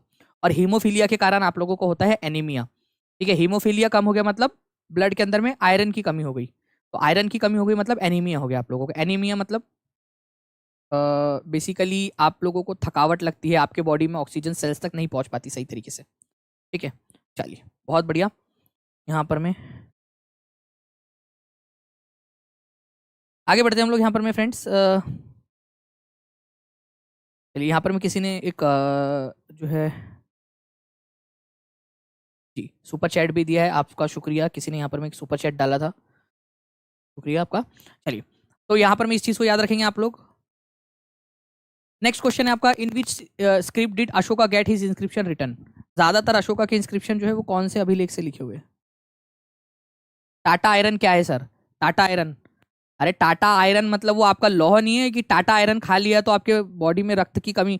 Tata iron steel company TISCO जो है, Tata iron and steel company आपकी, वो टिस्को अलग कंपनी है, उसका एनीमिया से कोई लेना देना नहीं है। वो स्टील बनाने की, आयरन बनाने की कंपनी है भाई। कौन था ये महापुरुष टाटा आयरन वाला? बहुत खर्चा है भाई, बहुत खर्चा है देश में भी। चलिए, तो ये याद रखना है आप लोगों ने फ्रेंड्स कि स्क्रिप्ट अशोका ने कौन सी स्क्रिप्ट के अंदर में अपने अभिलेख लिखवाए थे? तो जो अशोका था उसने अभिलेख जो है अपने ब्राह्मी लिपि के अंदर में लिखवाए थे। ब्राह्मी लिपि को सबसे पहले अभी किसने पढ़ा था ये बताओ? मैंने अभी पिछले आई थिंक 2 लेक्चर पहले आप लोगों को पढ़ाया था मैंने, ठीक है, कि ब्राह्मी स्क्रिप्ट को किसने सबसे पहले पढ़ा था अभी फिलहाल में? तो अशोक जो था उसने ब्राह्मी स्क्रिप्ट के अंदर में लिखवाया था अपने अभिलेखों को। अशोका पहला राजा है भारत का जिसने भारत के अंदर में अपने अभिलेख, अपनी बातें जो है अभिलेखों के जरिए लिखवाई। मान लीजिए कि मोदी जी अगर उस समय होते और उनको 2000 का नोट बंद करना होता, तो वो क्या करते? पोस्टर लगवाते, ठीक है, या फिर ऐसे खंबे खड़े करवा देते और वहां लिखवा देते कि मित्रों आज रात 12 बजे से 2000 रुपए के नोट बंद। क्योंकि उस समय में टेलीफोन और ये सब नहीं था ना आपका, मीडिया वगैरह। तो क्या करे उस समय में भाई, ऐसे ही पहुंचाना पड़ता था संदेश, ठीक है। उस समय में था नहीं आपकी टीवी वगैरह, तो इस ऐसे पहुंचाते थे संदेश। तो इंस्क्रिप्शंस के जरिए, अभिलेखों के जरिए संदेश पहुंचाने वाला पहला शासक था आप लोगों का अशोका। ब्राह्मी लिपि में। जेम्स प्रिंसेप आपके बुक्स में दिया गया है, जेम्स प्रिंसेप कौन से ईयर में किया था बताओ बोला, जेम्स प्रिंसेप ने कौन से साल में किया था? अपने आप में एक इंपॉर्टेंट क्वेश्चन बन जाता है ये भी आप लोगों का, ठीक है, अपने आप में एक इंपॉर्टेंट क्वेश्चन है, ठीक है। तो याद रखना है आप लोगों ने, जेम्स प्रिंसेप ने 1837 के अंदर में इसको पढ़ा था, जेम्स प्रिंसेप ने, एक अंग्रेज अधिकारी ने, ठीक है। चलिए 3300 प्लस लाइक्स हो चुके हैं friends, thank you very much आप सभी लोगों का, 3300 प्लस लाइक्स आप लोगों ने कर दिया है, तो आप सभी लोगों का बहुत बहुत शुक्रिया यहाँ पर में, जितने भी लोग यहाँ पर में अपना प्रतिसाद दे रहे हैं कंटिन्यूअसली। नेक्स्ट क्वेश्चन की तरफ में आगे बढ़ते हैं आप लोगों के। आपको यहाँ पर में आप देख सकते हो फ्रेंड्स कि अशोका ने अपने ज्यादातर शिलालेख जो है ब्राह्मी लिपि में लिखवाए थे, और भाषा कौन सी थी? भाषा था प्राकृत। भाषा मतलब जो बोलते और सुनते हैं उसको भाषा बोला जाता है, जो लिखते हैं ना जिसमें, जैसे ये आपकी देवनागरी लिपि है, ये रोमन लिपि है, तो लिखते और पढ़ते जो है उसको लिपि कहा जाता है, जो बोलते और सुनते उसको भाषा कहा जाता है। जैसे मैं हिंदी भाषा में अभी आपसे बात कर रहा हूँ, ठीक है, हिंदी भाषा के अंदर में, लेकिन ये लिखा हुआ किस लिपि में है? ये देवनागरी लिपि के अंदर में लिखा हुआ है। वैसे ही उस समय की एक भाषा हुआ करती थी प्राकृत भाषा, और एक लिपि हुआ करती थी प्राकृत ब्राह्मी लिपि। तो ये उससे आप लोग अंदाजा लगा लेना इस चीज। From which city have the remains of port been found? कौन से वाले इलाके से आप लोगों को जो है पोर्ट या फिर बंदरगाह के अवशेष मिले हैं, ठीक है। हड़प्पा कालीन सभ्यता की बात हो रही है यहाँ पर में आप लोगों की, ठीक है। तो आप लोग बताते जाएंगे यहाँ पर में कि हड़प्पा कालीन सभ्यता के अंदर में कहाँ से मिले आप लोगों को।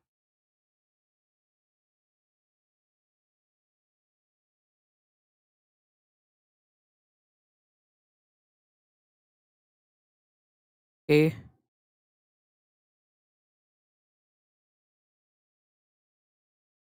बहुत बढ़िया।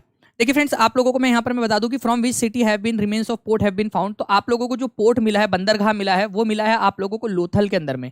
लोथल कहाँ पर में मिलेगा आप लोगों को? लोथल मिलेगा गुजरात में। गुजरात में, ये अपने आप में एक इंपॉर्टेंट क्वेश्चन है।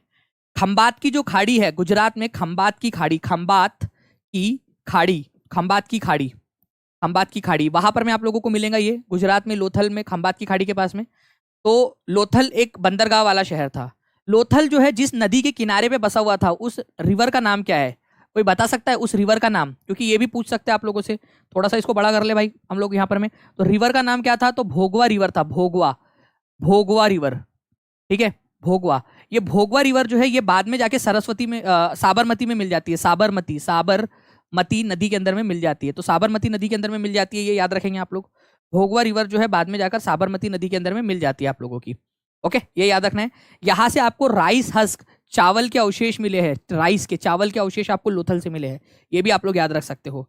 रोपड़ आप लोगों को कहां पर में मिलेगा फ्रेंड्स? ये रोपड़ मिलेगा आपको पंजाब के अंदर में, ठीक है, पंजाब में, पंजाब, ठीक है, रोपड़ पंजाब में मिलेगा आप लोगों को। कालीबंगान कहां पर में मिलेगा आप लोगों को? कालीबंगान जल्दी बताओ। और धोलावीरा कहां पर में मिलेगा ये बताओ आप लोग मेरे को, देखते कितने लोग आंसर कर पाते, क्योंकि ये सारा का सारा अपने आप में एक इंपॉर्टेंट है आप लोगों का, अपने आप में इंपॉर्टेंट पॉइंट्स है आप लोगों के। 4400 लोग जुड़ चुके हैं फ्रेंड्स, क्या बात है यहाँ पर में, मेरा ध्यान ही नहीं रहा यहाँ पर में, और यहाँ पर में आपके 4400 लोग, केवल 600 लोगों की जरूरत है 5000 कंप्लीट करने में हमारा, ठीक है। सभी के सभी 4400 लोग अगर कर देंगे शेयर, सभी के सभी लोग एक साथ, ठीक है, लाइक एंड शेयर कर देंगे, मैं आपसे प्रॉमिस कर रहा हूँ कि 20 तारीख को मैं आप लोगों की बड़ी वाली एक मैराथन लूंगा। सभी के सभी लोगों को यहाँ पर मैं लाइक एंड शेयर करना है, और जितने लोग बाद में भी देख रहे हैं वो लोग भी क्या करेंगे, शेयर करते रहेंगे, क्योंकि कल तक 50,000 भी करना है, सभी के सभी लोग एक साथ।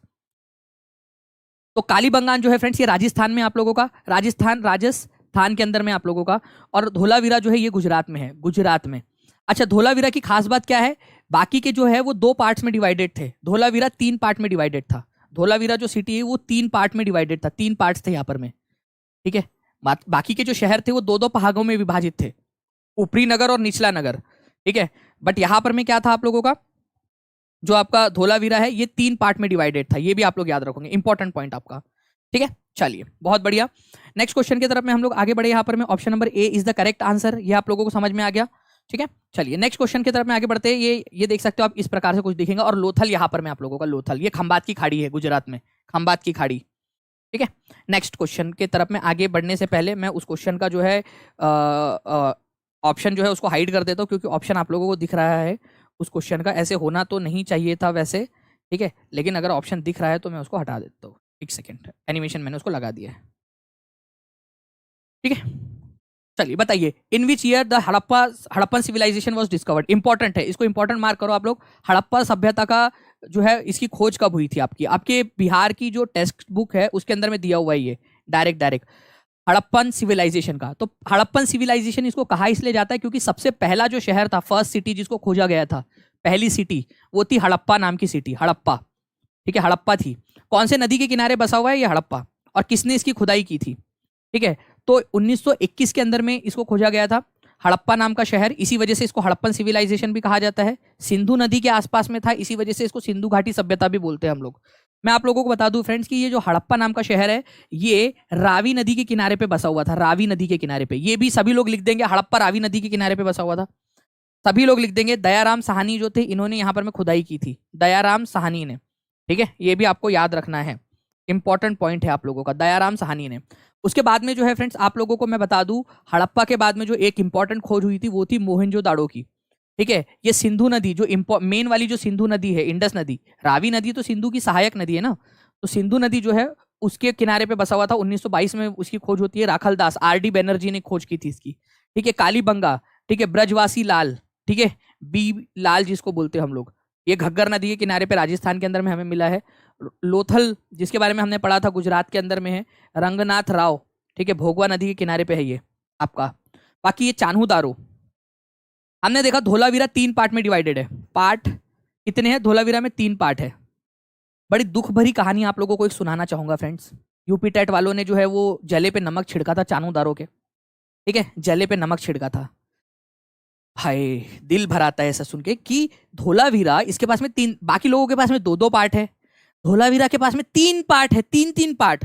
और मेरा बेचारा चानू दारो, बेचारा चानू दारो केवल 1 पार्ट, केवल 1 पार्ट है इसके पास में।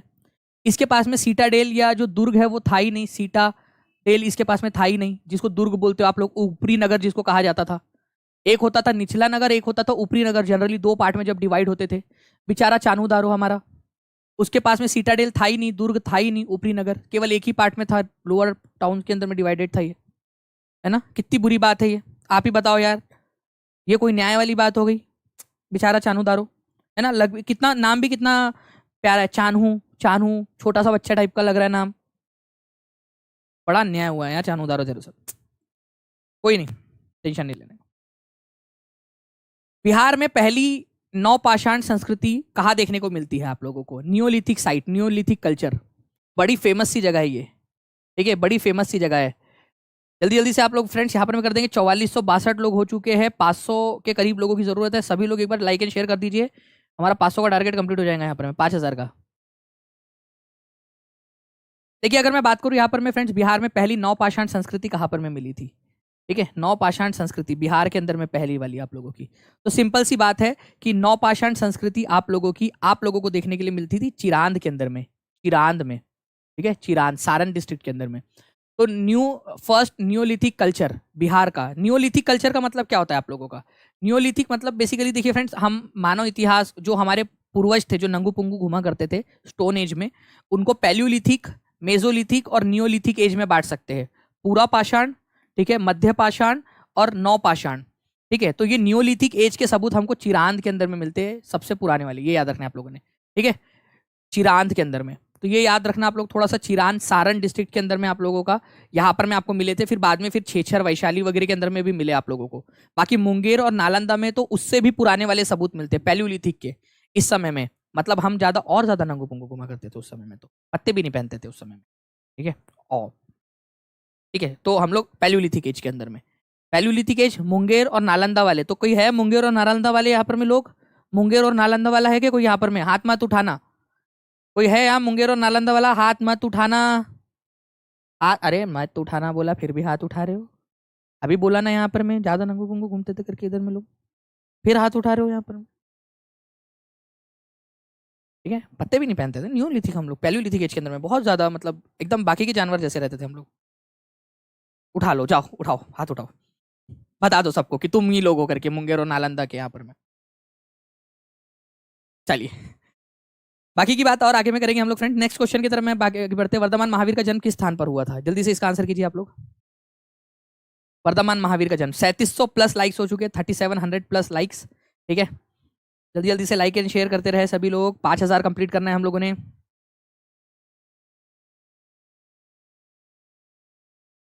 ठीक है, तो वर्धमान महावीर जो है फ्रेंड्स, इनका जन्म हुआ था आप लोगों का कुंडा ग्राम के अंदर में। ठीक है, ये याद रखेंगे आप लोग। कुंडग्राम के अंदर में, बिहार कुंडग्राम के अंदर में इनका जन्म हुआ था, ये याद रखना है आप लोगों ने।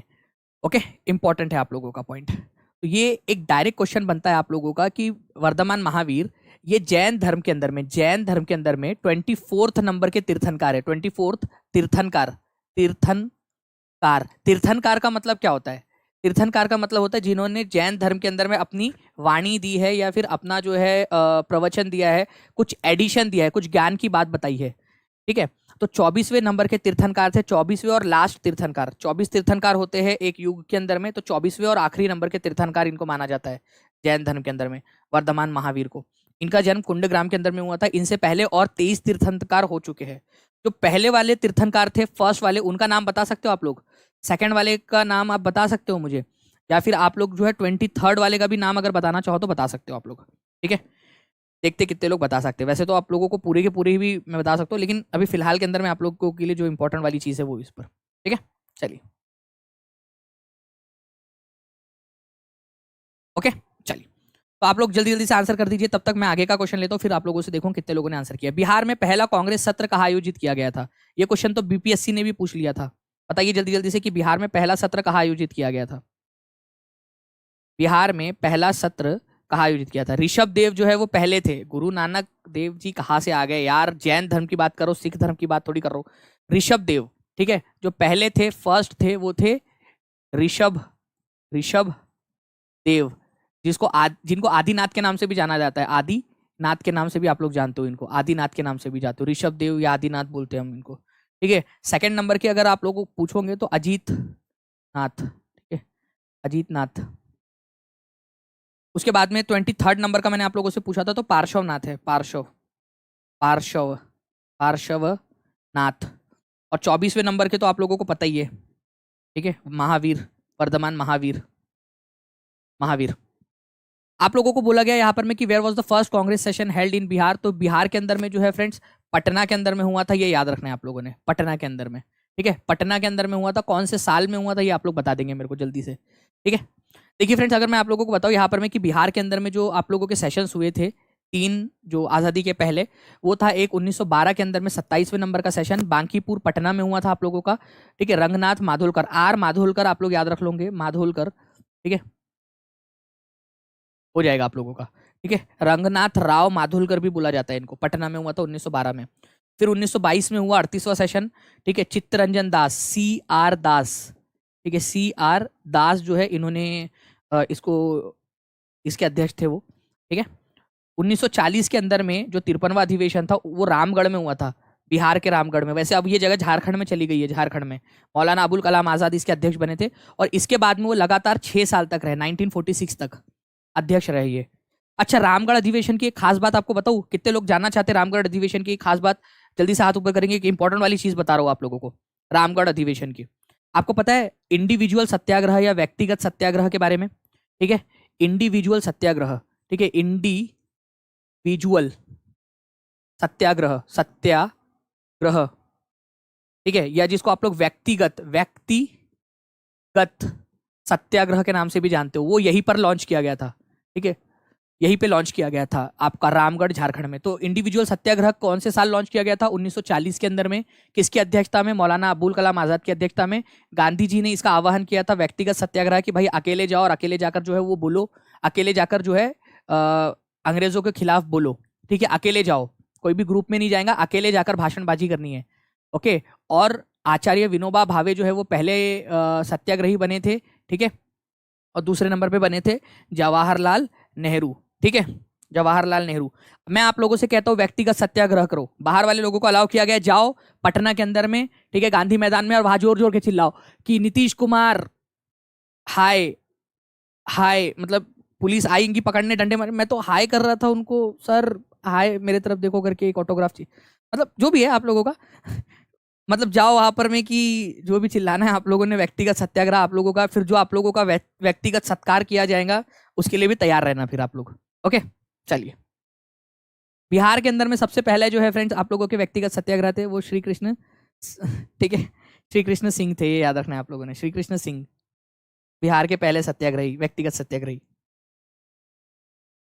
एलोरा के प्रसिद्ध कैलाश मंदिर के निर्माण को आप किस शासक वंश से संबंध करेंगे? एलोरा, एलोरा नाम की जगह कहाँ मिलेंगी आपको? ये मिलेंगी महाराष्ट्र के अंदर में। महाराष्ट्र में, महाराष्ट्र के अंदर में भी एक औरंगाबाद जिला था। औरंगाबाद, औरंगाबाद। अब कुछ बच्चे बोलेंगे सर औरंगाबाद तो हमारे यहाँ है बिहार में। अरे भाई महाराष्ट्र में भी था औरंगाबाद। अब इसका नाम बदल के संभाजी नगर कर दिया गया है। संभाजी नगर, ठीक है, संभाजी नगर कर दिया गया है इसका नाम अब चेंज करके। पहले औरंगाबाद बोलते थे उसको। तो ये जो है फ्रेंड्स, जो एलोरा की गुफाएं है, ये राष्ट्रकूट राजाओं ने बनाई थी। ये DSSB में भी आया था ये क्वेश्चन, ये वाला, ठीक है। एलोरा की गुफाएं किससे संबंधित है? एलोरा की। तो राष्ट्रकूट राजा जो थे ना दक्षिण भारत के अंदर में, यहाँ से शासन करते थे वो लोग। ये इस इलाके के अंदर में, इस इलाके के अंदर में वो लोग शासन करते थे, राष्ट्रकूट लोग। उन्होंने बनवाया था उसको महाराष्ट्र के अंदर में, राष्ट्रकूट शासन ने, ठीक है। तो इंपॉर्टेंट है, एग्जाम के अंदर में आप लोगों से पूछा जा सकता है, ठीक है। हेडमास्टर वाला पेपर करवा दीजिए। हेडमास्टर वाला जो है ना, मैंने पूरा का पूरा पेपर जो है अलग अलग सेशंस के अंदर में करवाया हुआ है क्वेश्चंस को लेकर। तो आप टीचिंग परीक्षा चैनल को सब्सक्राइब करके टीचिंग परीक्षा चैनल के अंदर में जाओगे ना, तो वहाँ पर में आपको सारे वीडियोस मिल जाएंगे। जितने भी नए लोग जुड़ रहे हो वो लोग टीचिंग परीक्षा चैनल को सब्सक्राइब जरूर करेंगे फ्रेंड्स, ठीक है। टीचिंग परीक्षा चैनल को सब्सक्राइब जरूर करेंगे आप लोग। टीचिंग परीक्षा चैनल को जैसे आप लोग सब्सक्राइब करोगे वैसे ही फ्रेंड्स आप लोगों को एक बेल आइकन का भी ऑप्शन दिखता है, उसको भी दबा देना, ऑल नोटिफिकेशन ऑन कर लेना, ताकि वीडियोस आप लोगों को मिलते रहे, ठीक है। Answer is option number C. तो ये याद रखना है आप लोगों ने। इसके अलावा जो है फ्रेंड्स, राष्ट्रकूट राजा थे एक, राष्ट्रकूट राजा कृष्णा वन नाम था उनका। उन्होंने एलोरा के अंदर में कैलाश टेम्पल बनाया था, कैलाश टेम्पल, गुफा नंबर 16। ऐसा कहा जाता है कि उनकी मैडम थी, वो जिद करने लगी कि मेरे को मंदिर देखना है, मंदिर देख। भी कहानी है, ठीक है, ऐसे तो उन्होंने ऐसे ही बनवाया था मंदिर। कहानी ऐसी है कि उनकी मैडम जो थी कृष्णा वन की, वो हट पे अड़ गई, मैं खाना नहीं खाऊंगी करके, जब तक मैं मंदिर का शिखर ना देख लूँ। तो फिर उन्होंने सोचा कि क्या करे क्या करे यार, इतनी स्पीड में तो मंदिर बनाना संभव नहीं है, इसका भाई गुंडा है, आके मेरे को मारेगा। ऐसा भी होता है ना कभी कभार, भाई साले साहब से डर भी लगता है कई बार, आपको नहीं पता, मतलब डर के रहना भी पड़ता है कभी। मेरा नहीं है, लेकिन मैं जस्ट बता रहा हूँ आप लोगों को, जो लोग बाकी लोगों का एक्सपीरियंस है उसके आधार पर, ठीक है। तो उन्होंने ऐसी कहानी में कहा गया कि उनको देखना था, तो फिर वो एक पहाड़ को ऊपर से काटते हुए पहले शिखर बनवाया गया, फिर नीचे की तरफ में आया गया। ये एक कहानी प्रचलित है कर्नाटक के अंदर में, बट एक्चुअल में ऐसा नहीं था। वो वेल प्लान्ड एक मंदिर है आप लोगों का, कैलाश टेम्पल, कृष्णा वन नाम के राजा ने बनाया था। DSSB के अंदर में क्वेश्चन आया था आप लोगों का, DSSB के अंदर में। गुफा नंबर 16 है वो, एलोरा की कैलाश टेम्पल आप लोगों का। नाउ फ्रेंड्स, आपको बताना है कि 16 अक्टूबर 1905 को क्या हुआ था। 16 अक्टूबर 1905 को क्या हुआ था?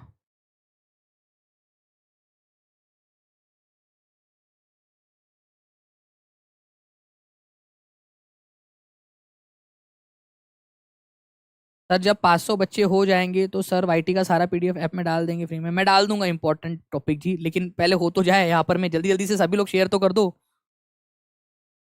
घोषित लगते हो साहेब। समर चौहान अभी बचे हुए हैं, तुम्हारा क्या हाल है तुम बताओ। तुम अगर कोई दुखी हो तो ऐसे बता दो, अपन लोग मतलब दुख बांट दूंगा तुम्हारा। अभी मेरे पास में नहीं है तो फिलहाल में।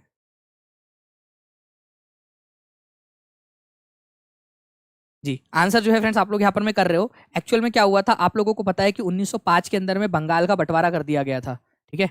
बंगाल का बंटवारा जो है वो कर दिया गया था यहाँ पर में, यहाँ पर पूर्वी बंगाल और बंगाल ऐसे कर दिया गया था। तो ये बंगाल का जो बंटवारा है ये 16 अक्टूबर 1905 को अस्तित्व में आया था। और ये बंटवारा लागू रहा आप लोगों का 1905 से लेकर 1911 तक, बंगाल का बंटवारा, ठीक है। तो बंगाल का विभाजन अस्तित्व में आया था। भारतीय राष्ट्रीय कांग्रेस के प्रथम सत्र की अध्यक्षता किसने की थी? इसको इंपॉर्टेंट मार्क करो आप सभी लोग, बहुत इंपॉर्टेंट है। भारतीय राष्ट्रीय कांग्रेस के प्रथम सत्र की अध्यक्षता किसने की थी? बहुत ज्यादा इंपॉर्टेंट क्वेश्चन है ये। सभी लोग, जितने लोग देख रहे हैं सभी लोग एक बार जल्दी जल्दी से लाइक एंड शेयर कर देंगे फ्रेंड सेशन को। जितने भी लोग देख रहे हैं सभी के सभी लोग एक साथ सेशन को लाइक कर दीजिए जल्दी जल्दी से, और शेयर कर देंगे, ठीक है। तो आप लोगों को याद रखना है फ्रेंड्स कि इंडियन नेशनल कांग्रेस का जो पहला सेशन था आप लोगों का ये हुआ था 1885 में, 1885 में। कहा हुआ था, अगर ये क्वेश्चन आ जाए आप लोगों से, तो बॉम्बे में हुआ था। लेकिन कहा होना था, एक चीज कोई बता सकता है कहां पर में शेड्यूल किया गया था, जिसके जो कैंसिल कर दिया गया बाद में? तो प्लीज इसको भी याद रख लेना आप लोग। इसको शेड्यूल किया गया था पुणे के अंदर में, पुणे में। बट पुणे के अंदर में जो है ना प्लेग फैला हुआ था, तो पुणे से इसको शिफ्ट कर दिया गया बॉम्बे में, ठीक है। ठीक है, गोकुल दास तेजपाल, गोकुल दास तेजपाल, तेजपाल संस्कृत संस्कृत संस्कृत महाविद्यालय याद रख लेना आप लोग इधर में। वहां पर में इसको आयोजित किया गया था बॉम्बे के अंदर में। WC बैनर्जी, वोमेश चंद्र बैनर्जी इसके अध्यक्ष थे। कितने लोग आए थे इसके अंदर में पहले सेशन में? जल्दी से टाइप करके बता दो कितने लोग आए थे पहले सेशन के अंदर में। तो पहले सेशन के अंदर में जो है फ्रेंड्स आप लोगों ने याद रखना है कि 78 लोग जो है यहाँ पर में आए थे, आप लोगों के 78 लोग आए थे, ठीक है, 78 लोग, ये भी आप लोग याद रख सकते हो आप लोग।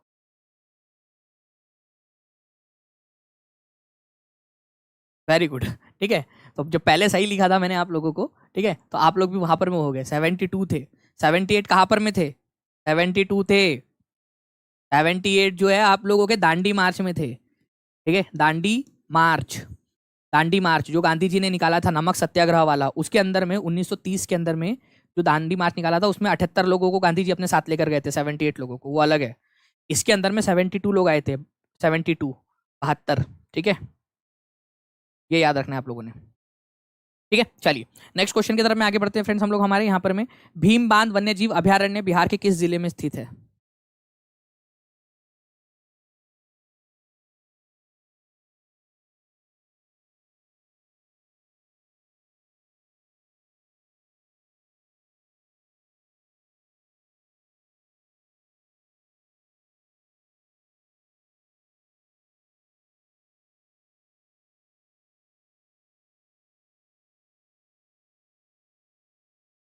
चलिए बहुत बढ़िया, आप लोगों के देखिए फ्रेंड्स यहाँ पर में आंसर्स भी आने स्टार्ट हो गए। आप लोगों के जितने भी लोग यहाँ पर में देख रहे हैं उन लोगों ने आंसर करना भी यहाँ पर में स्टार्ट कर दिया है। वैसे तो मैं पूरा यहाँ पर मैं आप लोगों का देख रहा हूँ, ठीक है।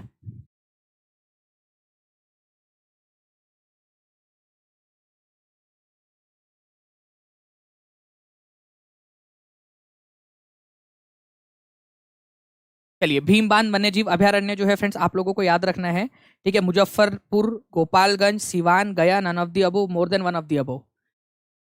ओके, अब मैं जैसे कि यहाँ पर मैं कमेंट्स में आप लोगों के देख पा रहा हूँ फ्रेंड्स, आप लोगों का यहाँ पर मैं आंसर जो है 31% लोगों ने लगाया है यहाँ पर में, मतलब बहुत सारे लोगों ने आंसर लगाया है।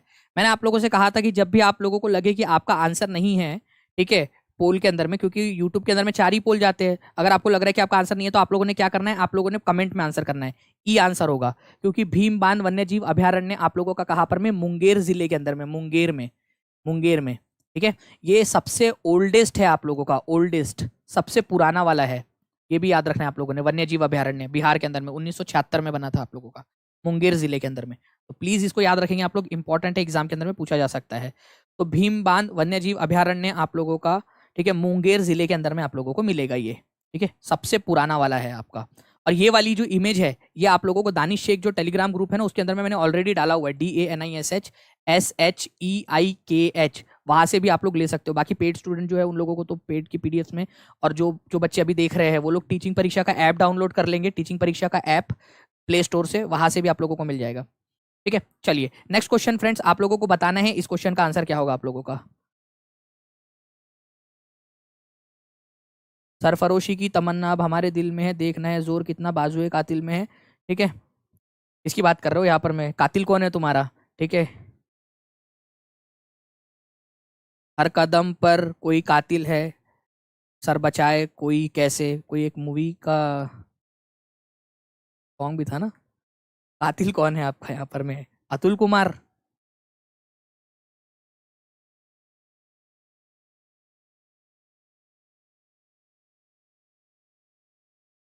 चलिए 4400 लोग देख रहे हैं फ्रेंड, जल्दी जल्दी से लाइक एंड शेयर कर देंगे, जितने भी लोग देख रहे हैं सभी लोग, तो जल्दी से आप लोगों का यहाँ पर में पूरा ये हो जाएगा।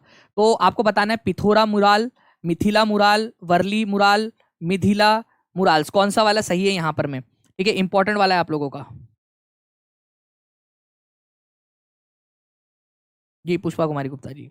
देखिए यहाँ पर में अगर हम लोग बात करें पिथोरा जो है आप लोगों की, पिथोरा जो है ये आपको याद रखना है फ्रेंड्स, क्योंकि राजस्थान गुजरात के अंदर में, राजस्थान और गुजरात के अंदर में आप लोगों को मिलेंगी, राजस्थान गुजरात के अंदर में, राजस्थान और गुजरात के अंदर में, ये वाला याद रखना है आप लोगों ने, राजस्थान गुजरात में। तो पहला वाला तो गलत है आपका, ठीक है। मिथिला जो है बिहार की ही है, बिल्कुल सही बात है आप लोगों की। वर्ली पेंटिंग भी महाराष्ट्र की है, ये सही है, दूसरा तीसरा। मिथिला जो है आप लोगों की ये केरला की है, तमिलनाडु की नहीं है, केरला की है मिथिला, केरला की। तो ये आप लोगों का गलत है, तो दूसरा तीसरा सही है आपका, तो आंसर होगा ऑप्शन नंबर बी। कितने प्रतिशत लोगों ने सही आंसर दिया है? 65% लोगों ने सही आंसर दिया है, बहुत बढ़िया, ठीक है। तो ऐसे ही आप लोग आंसर करते रहेंगे फ्रेंड्स, और जिन लोगों ने अभी तक लाइक का बटन नहीं दबाया और चैनल को सब्सक्राइब नहीं किया वो लोग चैनल को सब्सक्राइब भी जल्दी जल्दी से कर लेंगे, ताकि ऐसे ही आप लोगों को और भी बहुत सारे जो वीडियोज है वो मिलते रहे आप लोगों को डायरेक्टली, ठीक है। और आज हम लोग 1,85,000 की फैमिली होने वाले हैं आज, तो आप लोगों को अग्रिम शुभकामनाएं आप सभी लोगों को, ठीक है। और बहुत जल्द हम लोग 2 लाख हो जाएंगे। जैसे ही 2 लाख सब्सक्राइबर का परिवार होगा उस दिन भी हम लोग एक बड़ी वाली मैराथन आप लोगों के लिए करेंगे, ठीक है। तो सभी लोग जल्दी जल्दी से चैनल को सब्सक्राइब और बेल आइकन जरूर दबा देंगे।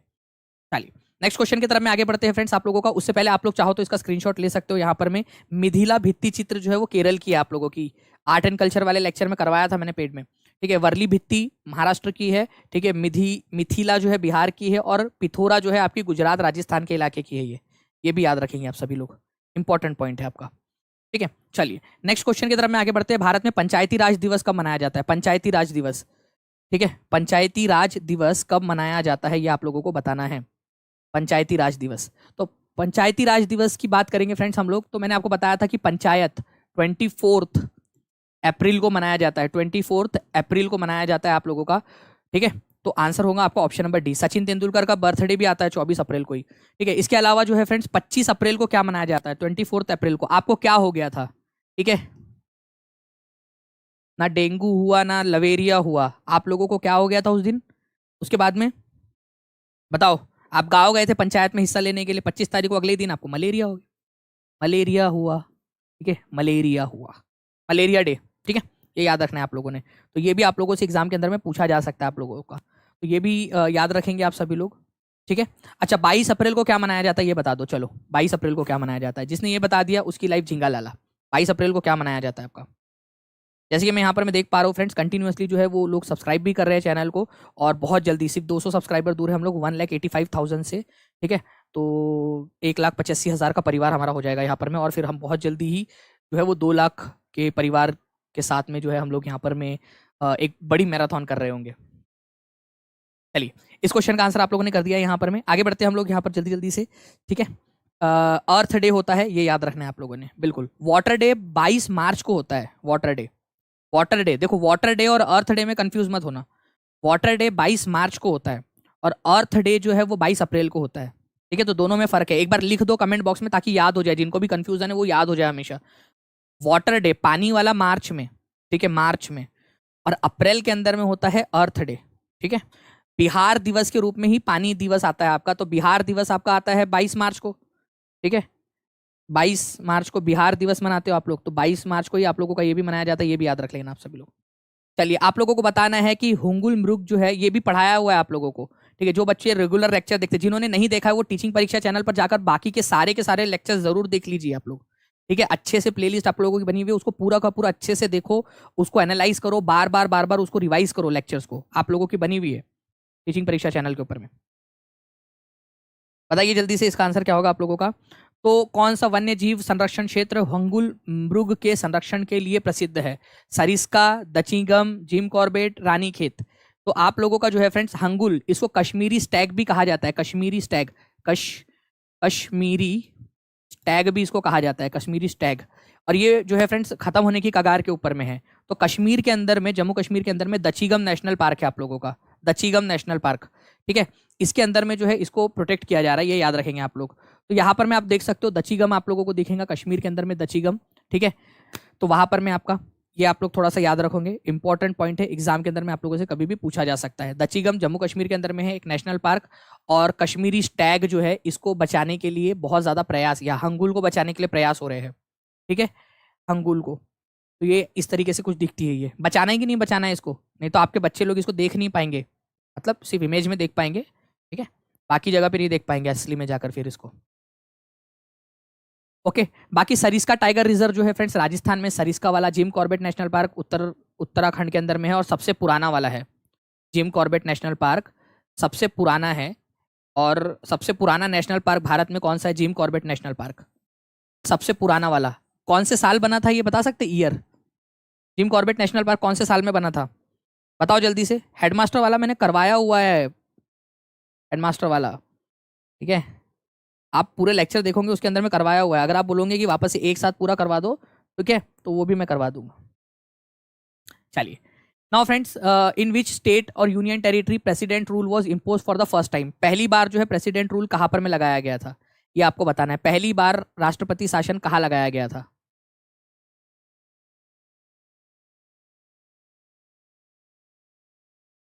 चलिए जल्दी जल्दी से आगे बढ़ते हैं हम लोग यहाँ पर में। पहली बार राष्ट्रपति शासन कहाँ पर में लगाया गया था ये आप लोगों को बताना है, ठीक है। तो देखिए फ्रेंड्स, सबसे पहली बार राष्ट्रपति शासन जो है पंजाब के अंदर में लगाया गया था 1951 के अंदर में, ठीक है, फर्स्ट टाइम। तो ये पहली बार वाला आप लोगों का, ठीक है।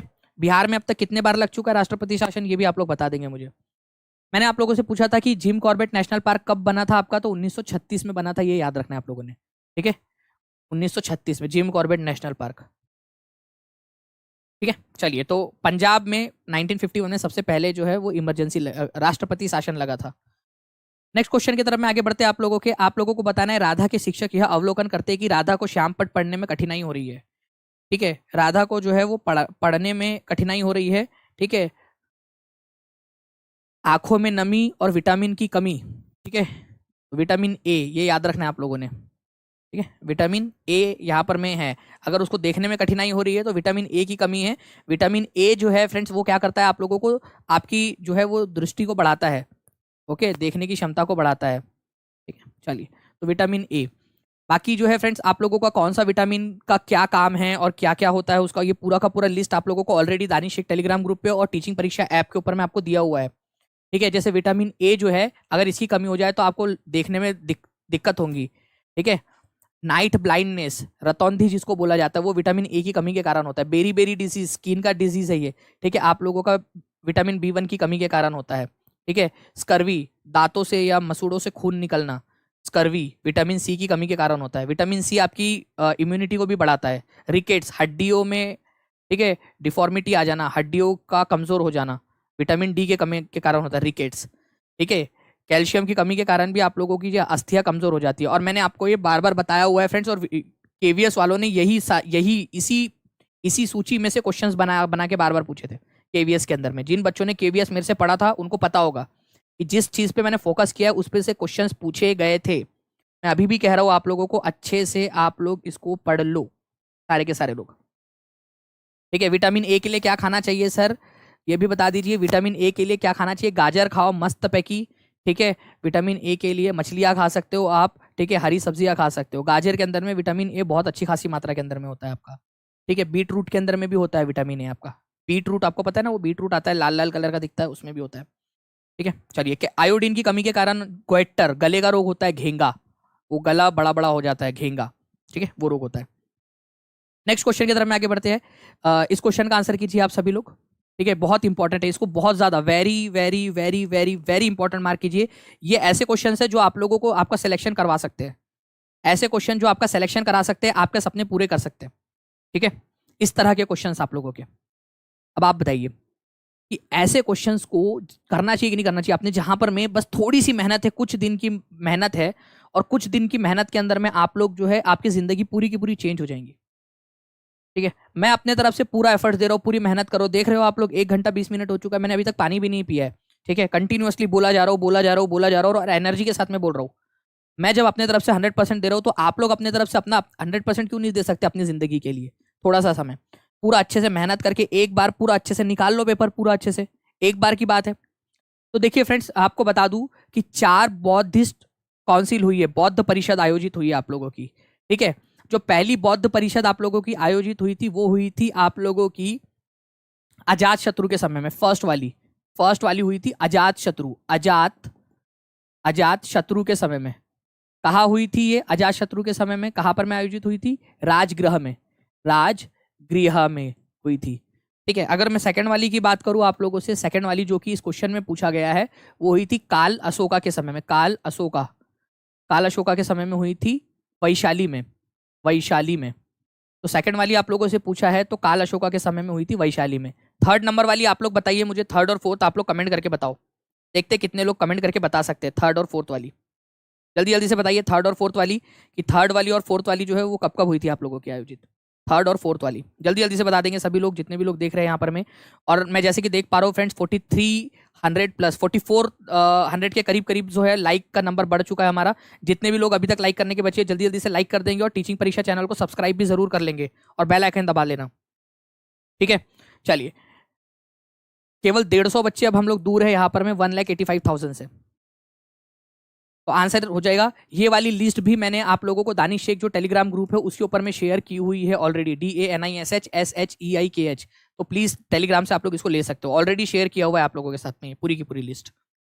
नेक्स्ट निम्नलिखित में से कौन सा एक 19वीं सदी के पूर्वार्ध में उभरे यंग बंगाल आंदोलन के पीछे प्रणेता था? वेरी इंपॉर्टेंट क्वेश्चन, इसको इंपॉर्टेंट मार्क करो। यंग बंगाल आंदोलन बहुत बार पूछा जाता है एग्जाम्स के अंदर में।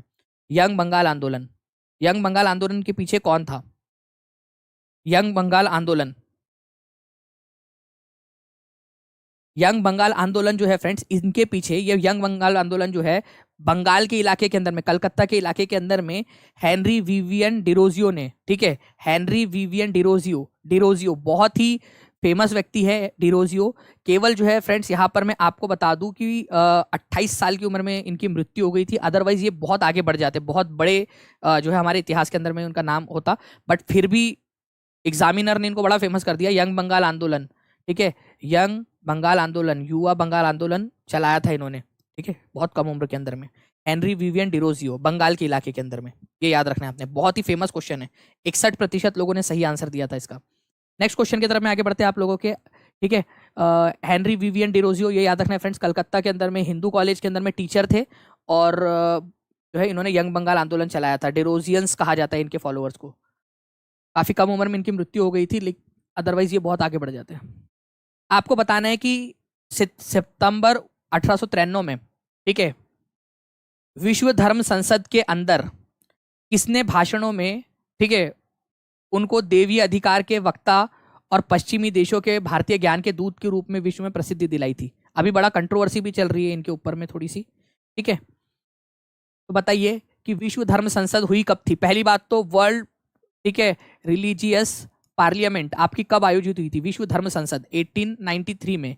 कहाँ आयोजित हुई थी? ये भी क्वेश्चन आप लोगों से पूछा जा सकता है कि कहाँ पर में हुई थी आप लोगों की। तो ये याद रखना है आप लोगों ने, शिकागो के अंदर में हुई थी ये, ठीक है, शिकागो, शिकागो के अंदर में। शिकागो कहाँ है? यूएसए में, यूएसए में, वहां पर में इन्होंने भाषण दिया था। और 75% लोगों ने आंसर दिया है फ्रेंड, स्वामी विवेकानंद जी। तो स्वामी विवेकानंद जी ने जब विश्व धर्म संसद में कहा था my brothers and sisters of America, तभी बहुत ज्यादा तालियां बजने लगी थी। जैसे उन्होंने, वो खुद भी सोचेंगे यार मैंने ऐसे मतलब कुछ गलत तो नहीं कह दिया मैंने यहाँ पर मैं, ठीक है। फिर उनको लगाऊंगा नहीं यार अच्छी वाली बात कही करके, अब कॉन्फिडेंस आ गया, अब चलो अब तो मैं बढ़िया बोलूंगा, अब तो कोई नहीं रोकने वाला मेरे को, अब तो मैं बोलूंगा, बहुत सारा बोलूंगा। और फिर वो बोलते गए बोलते गए बोलते गए और तालियां बजती गई। और भाई पहले ही इसके ऊपर में तालियां बज जाए तो बताओ किसको कॉन्फिडेंस? आप लोग बताओ, आप होते तो क्या होता? पहले इस पे तालियां बज गई, पहले तो डर जाएगा इंसान, यार कुछ गलत तो नहीं बोल दिया मैंने, ठीक है, ये ताली क्यों बजा रहे हैं, मतलब बेइज्जती तो नहीं कर रहे यहाँ पर में, टॉन्ट तो नहीं मार रहे हैं लोग। फिर पता चले नहीं यार यार तुमने अच्छा कुछ तो भी बोल दिया करके, फिर सीना चौड़ा करके 56 इंच का, हाँ अब बोलूंगा मैं मस्त पैकी, ठीक है। चलिए ये याद रखना। नेक्स्ट क्वेश्चन की तरफ में आगे बढ़ते हैं आप लोगों को बताना है फ्रेंड्स कि यहाँ पर में भारत की निम्नलिखित पर्वत श्रेणियों को उनकी अवस्थिति के अनुसार उत्तर से दक्षिण की तरफ में लगाइए। तो उत्तर से दक्षिण की तरफ में आप लोगों को लगाना है इसको, ठीक है। तो उत्तर से दक्षिण की तरफ में लगाना है, बताओ इसका आंसर क्या होगा आप लोगों का? उत्तर से दक्षिण की तरफ में। सभी लोग जल्दी जल्दी से लाइक एंड शेयर करते रहेंगे, जितने भी लोग देख रहे हैं यहाँ पर में, सभी के सभी लोग।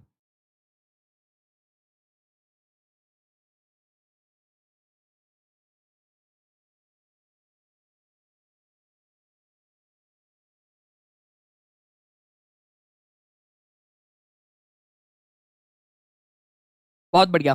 देखिए फ्रेंड, जैसे कि यहाँ पर मैं देख पा रहा हूँ आप लोगों के आंसर्स आ रहे हैं। सबसे ऊपर में है K2, K2 इसको गॉडविन ऑस्टिन भी कहा जाता है। K2 सबसे ऊपर में, हमारे भारत की सबसे ऊंची चोटी। तो जो भी लोग अगर कभी आप लोगों से पूछा जाए कि भारत की सबसे ऊंची चोटी कौन सी है, तो K2 है, ये याद रखना है आप लोगों ने, जिसको गॉडविन ऑस्टिन के नाम से भी जाना जाता है, ठीक है, ये याद रखना है आप लोगों ने। K2 है सबसे पहले, तो 2 आएगा, सबसे पहले आप लोगों का 2 आना चाहिए, 2। उसके बाद में यहाँ पर में है नंदा देवी, उत्तराखंड के अंदर में, नंदा देवी, ठीक है, उत्तराखंड के अंदर में, यूके में। तो फिर आना चाहिए आपका 1, ठीक है, 2 और 1 होना चाहिए। तो ये आंसर नहीं हो सकता और ये भी आंसर नहीं हो सकता आप लोगों का, ठीक है।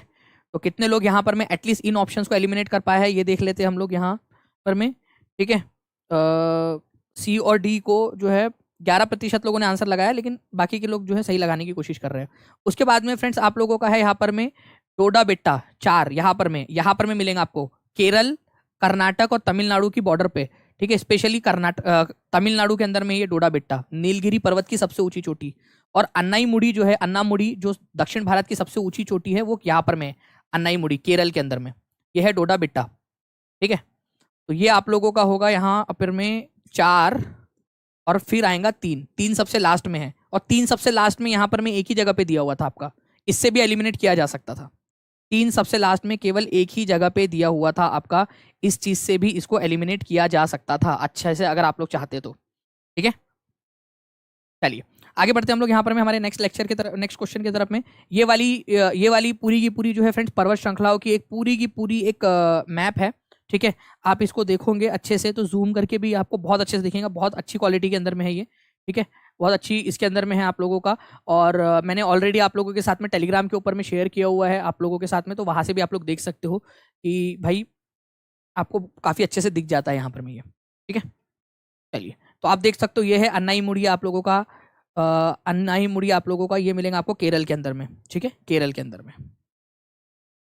Now friends, which district of Bihar is the highest producer of jute? Jute का सबसे ज्यादा उत्पादन कौन से वाले जिले के अंदर में होता है बिहार के? ये क्वेश्चन एग्जाम में आया हुआ था आप लोगों का, बिहार के एग्जाम के अंदर में, इसी वजह से मैं पूछ रहा हूँ आप लोगों से, बिहार के एग्जाम में पूछा जा चुका है। ठीक है,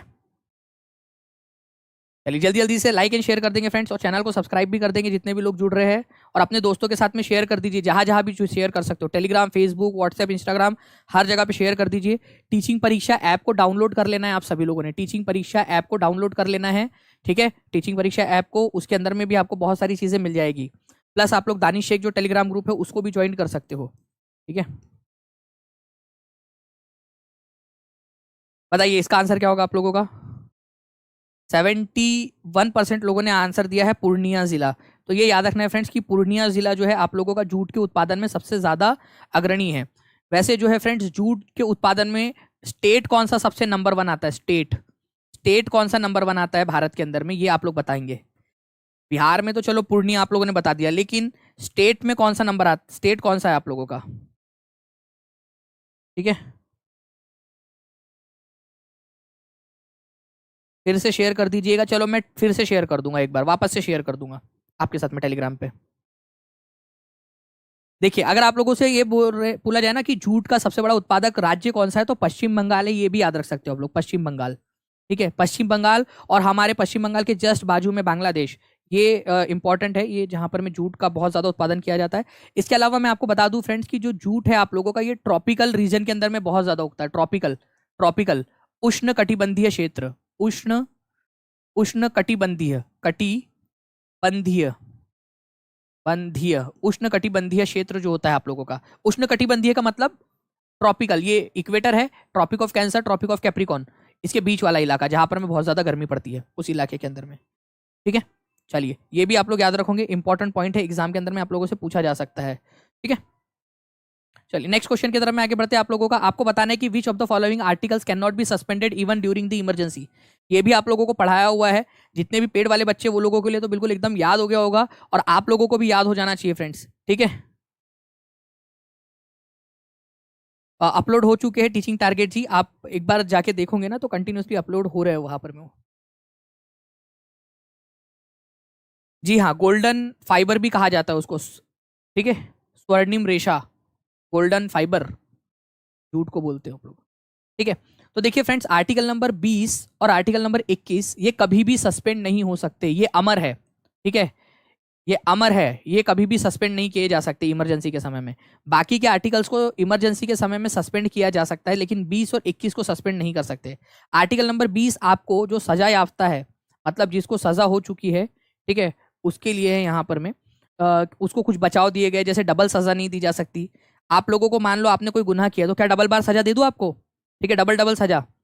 या फिर मान लीजिए कि आप आए यहाँ पर में कि सर मैं बड़ा परेशान हो गया यार, बिहार के बाहर वालों को अलाउ कर दिया, मेरे को जीना ही नहीं है, मैं अपना गुनाह कबूल करता हूँ कि महात्मा गांधी की हत्या मैंने ही की थी, ठीक है, मैं ही था गांधी जी को मारने वाला, ठीक है, मेरे को फांसी पे चढ़ा दो। कितनी साल की उम्र है तेरी? 25 साल की उम्र है, नहीं मेरे को नहीं जीना, मेरे को फांसी पे चढ़ा दो। अपने खिलाफ ही जाके आके आप मान लो कि आप जो है आ गए और अपने खिलाफ ही गवाही दे रहे हैं। तो सेल्फ जो है आप लोगों का, जब आप खुद के ऊपर में आरोप लगाते हो, उस आधार पर आपको सजा नहीं हो सकती, ये आर्टिकल नंबर 20 बोलता है। ये पढ़ाया था मैंने क्लास के अंदर में भी, पेड क्लास के अंदर में भी, कि भाई खुद के ऊपर में आरोप, ठीक है, खुद को दोष सिद्धि आप नहीं, आप सरेंडर कर सकते हो, पुलिस जांच करेंगी कि सही बोल रहा है कि नहीं बोल रहा है करके, फिर पुलिस जांच करेंगी। है ये लड़का 25 साल का, गांधी जी को गए हो चुके हैं बहुत साल पुलिस को भी नहीं आ रहा ये सब के सब, ठीक है, कि भाई यार 75 साल के करीब हो चुके हैं गांधी जी को जाके, ठीक है, आपका 75 साल से भी ज़्यादा हो चुके हैं, थोड़ा सा 75.5 साल हो चुके हैं, ये लड़का ही 25 साल का है, ऐसे किया होगा इसने गुनाह, कोई सबूत मिले तो तो सजा देंगे, नहीं तो नहीं देंगे ऐसे, ठीक है। और आपके लिए आपने कोई गुनाह आज किया और कल मैं कोई कानून बना दूं, ठीक है, और आपको सजा दे दूं, वो भी पॉसिबल नहीं है। और आर्टिकल नंबर 21 आपको पता है कि जीवन का अधिकार है, ये 2 आर्टिकल्स आप लोगों से नहीं छीने जा सकते, ठीक है, नहीं छीने जा सकते आप लोगों से ये 2 आर्टिकल्स, ये याद रखना है आप लोग। एक्चुअली क्या हो रहा है ना, ये बहुत ज्यादा चुभता है, बहुत देर तक कंटिन्यूस लगा के रखो तो ये चुभता है, ये इस वजह से उसको एडजस्ट कर रहे हैं। क्या है, राज्यों के पुनर्गठन अधिनियम 1956 का आधार क्या था? 1956 के अंदर में राज्यों का पुनर्गठन किया गया था, राज्य बनाए गए थे, काफी सारे राज्यों का गठन किया गया, ठीक है। तो राज्यों के आकार के आधार पर, नेचुरल रिसोर्सेज, लैंग्वेज, या किसके आधार पर किया गया था, ये बताएंगे आप सभी लोग।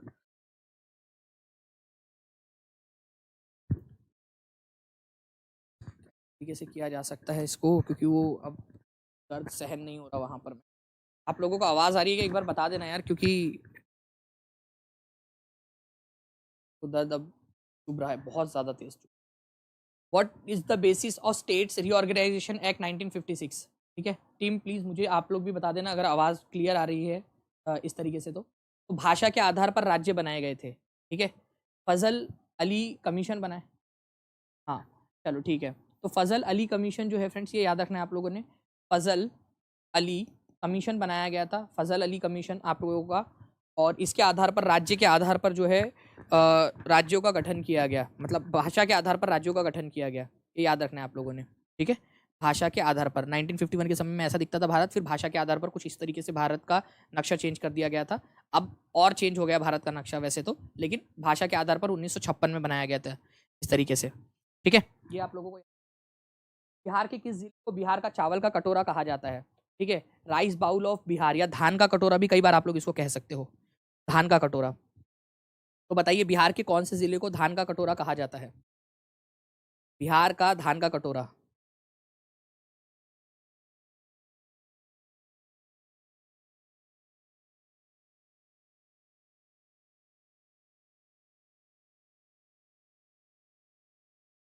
बिल्कुल, देखिए फ्रेंड्स, आप लोगों के यहाँ पर मैं आंसर्स आने स्टार्ट हो गए मेरे पास में, कंटिन्यूअसली आप लोग आंसर कर रहे हो। तो दरभंगा जो डिस्ट्रिक्ट है उसको जो है आप लोग धान का कटोरा कहते हो। कितने प्रतिशत लोगों ने आंसर किया? 54, केवल 54% लोगों ने आंसर किया भाई, ठीक है। धान का कटोरा दरभंगा को कहा जाता है। अगर भारत के धान का कटोरा बोला जाए ना आप लोगों को, तो प्लीज इसको याद रखना। एक चीज मैं आप लोगों को बता दूं, भारत का धान का कटोरा जो है वो इस इलाके को कहा जाता है, आप लोगों का ये वाले इलाके को, ठीक है, जो आप लोगों का आंध्र प्रदेश का, ठीक है, गोदावरी और कृष्णा के बीच का, कृष्णा गोदावरी डेल्टा जो है आपका, उसको कहा जाता है। कृष्णा गोदावरी डेल्टा को भारत का धान का कटोरा कहा जाता है, ये याद रखेंगे आप लोग, ये भी एक इंपॉर्टेंट पॉइंट है आप लोगों का, ठीक है। कृष्णा गोदा जो यहाँ पर में गोदावरी नदी है आप लोगों की, ये गोदावरी नदी, ये है कृष्णा नदी, उसके बीच में आंध्र प्रदेश में जो इलाका आता है ना, उसको बोला जाता है भारत का धान का कटोरा, आंध्र प्रदेश के अंदर में। और अगर मैं बिहार की बात करूँ तो दरभंगा को कहा जाता है, ये आप लोगों का इंपॉर्टेंट पॉइंट है, ठीक है, इंपॉर्टेंट पॉइंट याद रहेगा आप सभी लोगों को ये चीज़। जल्दी जल्दी से लाइक एंड शेयर कर देंगे फ्रेंड, जितने भी लोग देख रहे हैं सभी लोग, जहाँ जहाँ भी आप लोग इस सेशन को शेयर कर सकते हो अपने दोस्तों के साथ में, टेलीग्राम, फेसबुक, व्हाट्सएप, इंस्टाग्राम, जहाँ जहाँ शेयर कर सकते हो जल्दी जल्दी से शेयर कर देंगे आप सभी लोग। और चैनल को सब्सक्राइब नहीं किया तो चैनल को सब्सक्राइब जरूर कर लेना सभी लोग, टीचिंग परीक्षा चैनल को। और चैनल के अंदर में भी जाके देख लेना, बहुत सारे वीडियोज़ है आप लोगों के, अंदर में जाइए आप, अंदर में वीडियोज़ है बहुत सारे, उन वीडियोज़ की रिविजन कीजिए आप लोग, ठीक है, रिवीजन कीजिए, बार बार रिवीजन कीजिए। जब 2 लाख सब्सक्राइबर हो जाएंगे इस चैनल के, तो मैं आप लोगों के लिए एक बड़ा सा सेशन लूंगा जिसके अंदर मैं पूरा का पूरा रिवाइज कराऊंगा मैं आप लोगों को, ठीक है। तो ऐसे भी हम लोग करने वाले हैं। नेक्स्ट क्वेश्चन की तरफ में आगे बढ़ते हैं फ्रेंड्स। आप लोगों को बताना है कि निम्नलिखित में से कौन सा मूलभूत अधिकार उनके साथ जुड़े हुए अनुच्छेदों की श्रेणी का सही मिलान नहीं है, सही मिलान नहीं है वो। आवाज़ सही आ रही है कि एक बार प्लीज़ बता दीजिए अभी आप लोग, ठीक है। देखिए टीचिंग परीक्षा के कोर्स के साथ में जुड़ना है आप लोगों को, तो 7611101101 7611 101 इस नंबर पे कॉल कर सकते हो, या फिर 9697888844 इस नंबर पे कॉल या व्हाट्सएप आप कर सकते हो, इन नंबर्स के ऊपर में, ठीक है। आपको जानकारी मिल जाएगी, या टीचिंग परीक्षा का ऐप डाउनलोड कर लो, वहाँ से भी मिल जाएगी जानकारी आपको।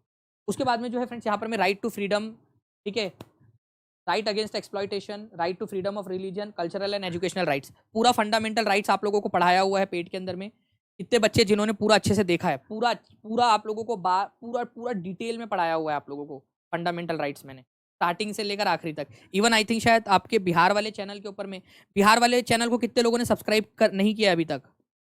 ठीक है, बिहार वाले चैनल की लिंक आपको डिस्क्रिप्शन में दी गई है, एक बार वापस से मैं भी दे दूंगा आप लोगों को यहाँ पर, मैं बिहार वाले चैनल की लिंक आप लोगों को, ठीक है, वापस से उस चैनल को सब्सक्राइब कर लेना। उस चैनल के ऊपर में मैंने फंडामेंटल राइट वाला लेक्चर डाला हुआ था आप लोगों का, है ना, उसको भी आप लोग देख लोगे, उसमें ये डाला हुआ है। तो freedom of right to freedom, ठीक है, राइट टू फ्रीडम आप लोगों का आर्टिकल नंबर 19 से लेकर 22 तक है आपका, ठीक है, और आर्टिकल नंबर 14 से लेकर 18 तक जो है ये राइट टू इक्वेलिटी है आप लोगों का, समानता का अधिकार, समानता का अधिकार है आप लोगों का, ये राइट टू इक्वेलिटी अधिकार, ठीक है। राइट टू फ्रीडम है आप लोगों का, या फिर स्वतंत्रता का अधिकार आप लोगों का 19 से लेकर 22 तक। तो ये गलत जोड़ी है आपकी, और गलत वाला ही पूछा था, तो आंसर आपका ऑप्शन नंबर ए हो जाएगा। Right against exploitation, very important, ये पूछते हैं आप लोगों से कौन से आर्टिकल है, तो 23-24 सभी लोग लिख दो। राइट अगेंस्ट एक्सप्लॉइटेशन 23-24 है आप लोगों का, right against exploitation, right against exploitation 23-24, okay. उसके बाद में अगर मैं बात करूं आप लोगों से फ्रेंड्स, यहाँ पर मैं right to freedom of religion 25 से 28 है, रिलीजन का अधिकार। कल्चरल एंड एजुकेशनल राइट्स आपका 29-30 आप लोगों का, ये भी आप लोगों को याद रखना है, इंपॉर्टेंट पॉइंट एग्जाम के अंदर में आप लोगों से पूछ सकते हैं, ठीक है, ओके। चलिए बस इस चीज को याद रखिए आप लोग, इंपॉर्टेंट है आप लोगों का।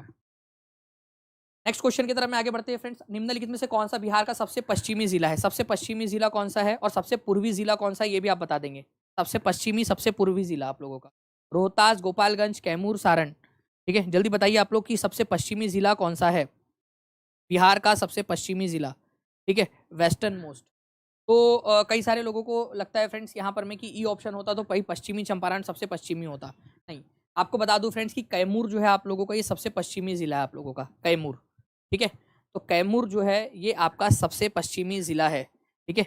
अब तक जितना मैं देख पा रहा हूँ यहाँ पर मैं आप लोगों का 62% लोगों ने आंसर दिया है सही, ठीक है, करीब करीब 62-65% लोग जो है उन्होंने यहाँ पर में सही आंसर दिया है, ओके। चलिए, तो कैमूर मैं आप लोगों को मैप के अंदर में भी दिखाना चाह रहा था, लेकिन यहाँ पर मैं आई थिंक शायद मैप आप लोगों को लगा नहीं, लेकिन मैं आप लोगों को दिखा दूंगा यहाँ पर, मैं मैप के साथ में आप लोगों को शेयर कर दूंगा मैं इसका, ठीक है। इसका जो मैप है, जस्ट अ सेकेंड, मैप है हमारे पास में, मैं मैप आपको दिखा देता हूँ, ठीक है। ये आप देख सकते हो फ्रेंड्स कि कैमूर जो है ये सबसे पश्चिमी जिला है, ये पूरा यहाँ तक ऐसा है कैमूर, ठीक है। तो ये कैमूर जो है आपका सबसे पश्चिमी जिला है, ये याद रखना है आप लोगों ने, कैमूर सबसे वेस्टर्न मोस्ट, कैमूर।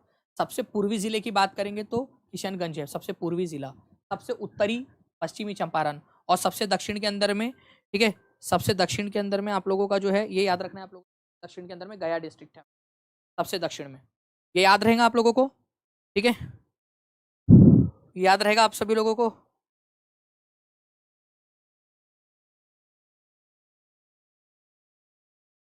चलिए, पोल जो है यहाँ पर में ये हट गया है,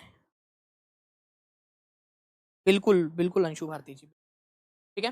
तो ये चीज़ है आप लोगों की फ्रेंड्स। बाकी मैं आप लोगों से एक चीज़ और कहना चाहूँगा, जितने भी बच्चे हैं पेड वाले उन लोगों के लिए भी मैं एक स्पेशल अलग से, जो मैंने कहा है आप लोगों के 25 तारीख को 26 तारीख को एक टेस्ट है पेड वाले स्टूडेंट्स के लिए। तो जो बच्चे हैं, मैं फिर से आपको रिवाइज करा दूँ, आप ही लोगों से ने कल मेरे को प्रॉमिस किया था कि आप लोग जो है मेरे को 25 तारीख, 26 भी नहीं 25 तारीख को आप लोगों ने प्रॉमिस किया है कि सारा का सारा रिविजन करके टेस्ट देने वाले हो, ठीक है, किया है ना आप लोगों ने प्रॉमिस, ठीक है। 25 तारीख को जितना भी मैंने पढ़ा चुका हूँ पेड क्लास के अंदर में उसका रिवीजन करके मैं आपको पहले टेस्ट दूंगा, और उसके बाद में पूरी टेस्ट को मैं पेड के अंदर में वो करूँगा।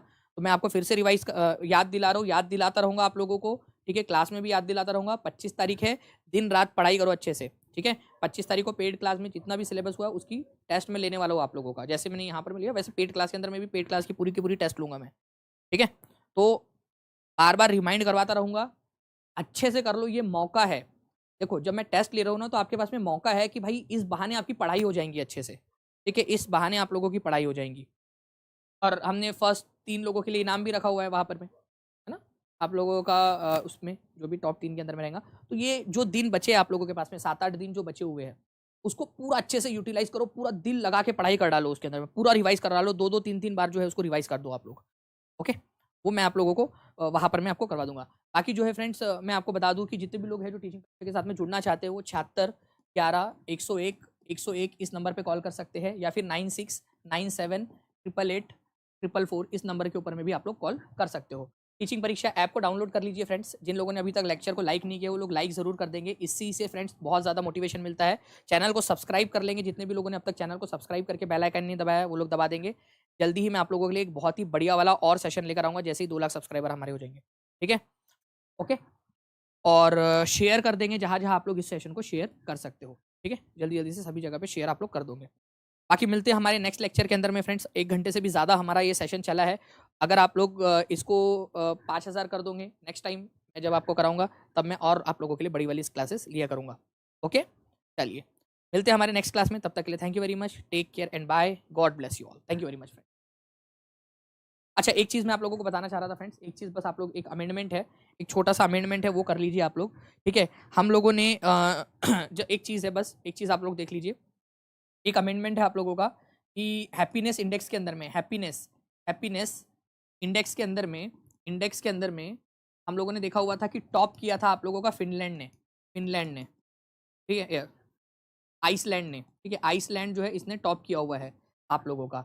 लेकिन अगर मैं आप लोगों से एक और चीज़ आप लोगों को बता दूं फ्रेंड्स कि यहाँ पर मैं आपका एक चीज़ आप लोगों को याद रखनी है कि इंडिया की जो रैंकिंग है वो हमने 125 देखी थी, ठीक है, लेकिन वो अपडेटेड वाले इसके अंदर में 126 आई हुई है, 126, तो आपको 126 याद रखनी है, ठीक है, 126 याद रखनी है आप लोगों ने, 126, ठीक है, 126 आप लोगों ने याद रखना है, ठीक है, हैप्पीनेस रिपोर्ट के अंदर में आप लोगों का। जी हाँ, आई थिंक पहले नंबर के ऊपर में फिनलैंड है, फिनलैंड, ठीक है, फर्स्ट के अंदर में वो कंटिन्यूअस है, फिनलैंड का कब्जा है बिल्कुल एकदम। आइसलैंड तो 3rd नंबर के ऊपर में, डेनमार्क 2nd के ऊपर में, फिनलैंड का कब्जा बहुत साल से है, करीब 4-5 साल हो गए जब से फिनलैंड कंटिन्यूअसली टॉप पर है हैप्पीनेस इंडेक्स के अंदर। भारत की रैंकिंग जो है 126 है और फिनलैंड ने इसको टॉप किया है, तो ये भी क्वेश्चन मैंने आपको करवाया हुआ था, तो इसको कर लेंगे आप लोग थोड़ा सा इसमें अमेंडमेंट, ठीक है। अपडेटेड वाले के अंदर में आप लोगों का 126 है, अपडेटेड के अंदर में, ओके। चलिए बाकी मिलते हैं हम लोग हमारे नेक्स्ट क्लास के अंदर में, तब तक के लिए thank you very much friends. मैं आप लोगों को वो लिंक शेयर कर रहा हूँ